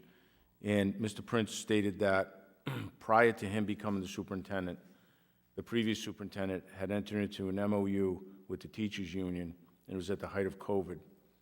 And there were 4 or 5 incidents, that's according to him, where teachers exercised this MOU where they brought their children and enrolled them in the school district. It was at the height of COVID, and the explanation given to Mr. Prince, and which he gave to me, was that because some of the school districts had different rules on stay-at-home learning, one of the priorities was to get the teachers in the school, and those teachers, the 4 or 5 that came in enrolled their students, their children, would have had to miss home because they had no child care for their children. So they opted to not only teach at the Matunic School, but also enroll their children. That practice is no longer in existence. The MOU was nullified about a year ago, right when Mr. Prince came on. And currently, according to him, there are no students in the district that do not belong here from out of town. Thank you for following up on that. Thank you, Jim. So this one has essentially been mooted at this point. So I would recommend that we refer this to the school committee so that they can respond appropriately. I think that's a good idea. So I make a motion that we refer item 10B to the school committee and ask for them to respond with appropriate information. I mean, that seems... I mean, we would hope that it replicates the information that we've been given tonight with respect to it, so. Right. And to have them send us a copy as well, because if that MOU is moot, we want to, and no longer using it, which I believe is true, let's Right. have it all in writing. Absolutely. All right, we have a motion and a Second. second. Any discussion? All in favor? Aye. Anyone opposed? No. All right, that passes. It's going to bring us to item C, an email dated May 1, 2023, from Lou Grostowski requesting that the pride flag be flown for the entire month of June rather than on June 29th as the council authorized. All right, to help us kick this off, Mike, can you sort of brief us on our Sure. current flag policy? You have adopted, like most communities, you've adopted a flag policy. Where this particular one falls is under flags promoting social movements. And what it basically states, your policy states that you have the opportunity to allow a flag to be flown. It would actually be, the town manager would designate where the flag is flown, most likely the police station, that's where they're usually flown from. And you can do it for a day or more than one day. It doesn't say this in the policy, but I'll just tell you that just keep in mind that a decision you make for a social movement such as this, whoever comes next will be looking for, maybe looking for something similar. So I understand that the request before you is to fly the flag for the 30 days of June. You have the authority to do that under your policy if you want to. Or you can do it for the one day, which is Pride Day. So, Mike, one of the concerns you express here is that if we opt to fly it for the entire month, any sort of social organization that asks us to fly a flag, You will be hard-pressed to say no, unless you'll be hard-pressed to say no. So I just happened to just Google the flag policy, and it's written in this article in the Independent that says, the social movements clause specifies that the town can display the pride flag in June at town hall and any other flagpole as directed by the town manager. So that, whatever is written in this article, I don't know if that, I don't think they got it from okay. your policy, because the policy says it shall be flown in June from a flagpole as directed by the town manager. Okay. Okay, so then the person who wrote the article got it wrong, because it cannot be flown at town hall. Well, I do think, I'd like, correct? yes, that's correct, It is. because we only have one. But we're also very sensitive to, not our United States flag, obviously, but everyone's flag, so within reason. But we need a solution to this, and that's what we're going to start working on, and I'll go over some of it. There's one pole here at Town Hall. It's outside. There's 3 inside. These are different. But there's one outside that has the American flag. By law, the only flag that can be flown underneath that is the POW MIA flag. We see that flying at the State House. We kind of mirror the state policy. You see it at the United States Capitol. But then there's other poles that you can have other flags, but we don't have any other poles here at Town Hall. You could, and we're researching it now, you could have a separate pole for the state flag, you could have a separate pole for the town flag, and then there's a pecking order with a commemorative flag, such as this pride flag, could be flown. But we do not have anything right now at Town Hall. So the options are this. It has to be flown on a pole that can support where these flags are correctly supposed to go. There's, at the police department, it's the only one that has that bar going across where alternate flags can be hung. I'd like to research the possibility of putting one of those bars on the flag here so that we could fly additional flags here at Town Hall. That's one option. Second option would be to erect a whole nother flagpole just for commemorative flags that can be flown year-round when deemed appropriate by the council. And, we could put it somewhere, maybe at Old Mountain Field or at one of our parks in town, the beautiful parks we have. So that's another option. Or we could put up separate poles, which would be very expensive. So we'll have these options, so next year we're not trying to figure something out on the fly. All right. June 29th is a Thursday. And I, It's the date of yep, right, it is a Thursday. So could we just expand it, but not do the whole month? Like Maybe like the week? a I would week. I go was from- thinking like that could be like a reasonable compromise now? until we really get it figured out, or, How do you feel? I mean, I know.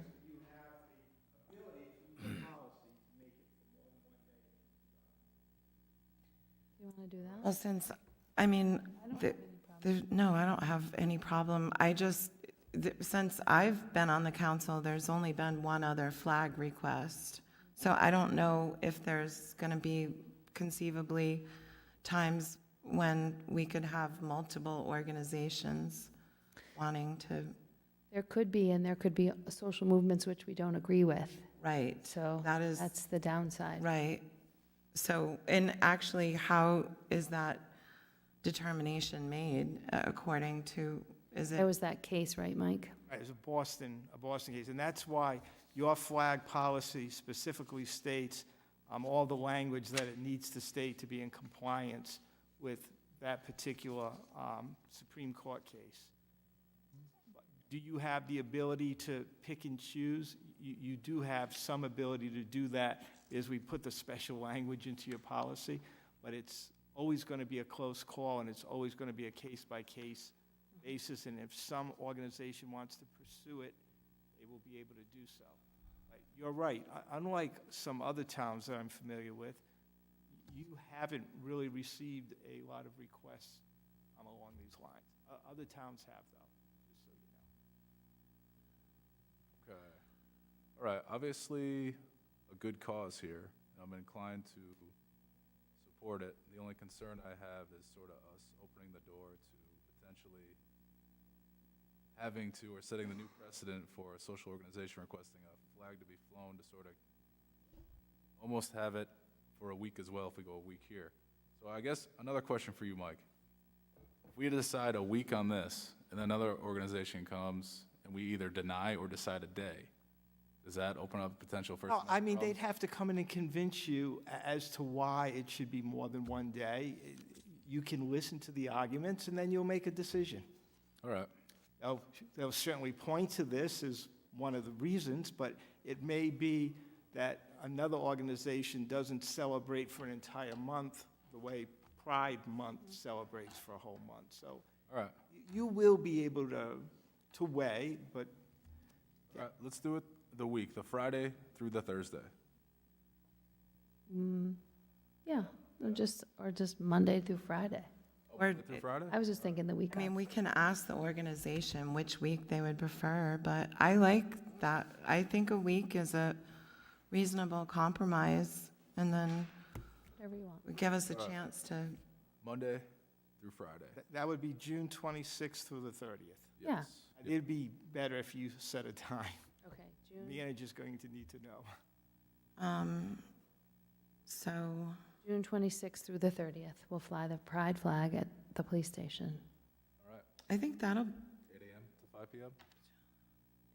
8 a.m. Monday to 5 p.m. Friday? Do they take it down at night?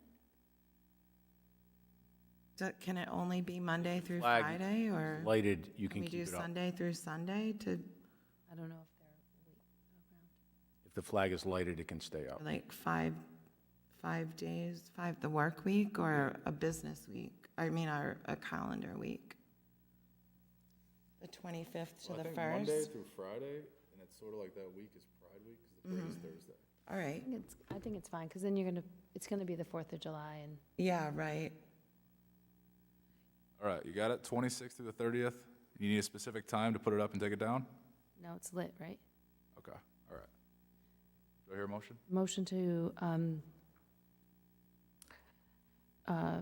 fly the pride flag for the week of June 26th through the 30th, as approved by the, right? You'll direct the town manager to do it, yes. Second? All right, we have a motion and a second. Any discussion? So when we say town manager does it, that means he's gonna physically go up there and do it, right? I want a video, I'm put on TikTok. All right, all in favor? Aye. Aye. Aye. Anyone opposed? No. All right, that passes. Let's going to bring us to item 11 here, appointments. Okay, make a resolution to appoint Maria Mack, Joe Murphy, Pete DeStefano, and Susan Axelrod, or reappoint to the planning board. All right, we have a motion and a second. Any discussion? No. I'll just say, happy to reappoint all these members. They do a great job on the planning board, and I look forward to continue working with them. Yeah. All in favor? Aye. Anyone opposed? No. All right, that passes. And that brings us to the end here. Motion to adjourn. Second. We have a motion to adjourn in a second. Any discussion? I'll just say thank you all for coming. All in favor? Aye. Anyone opposed? No. All right, this meeting is adjourned. See you next time.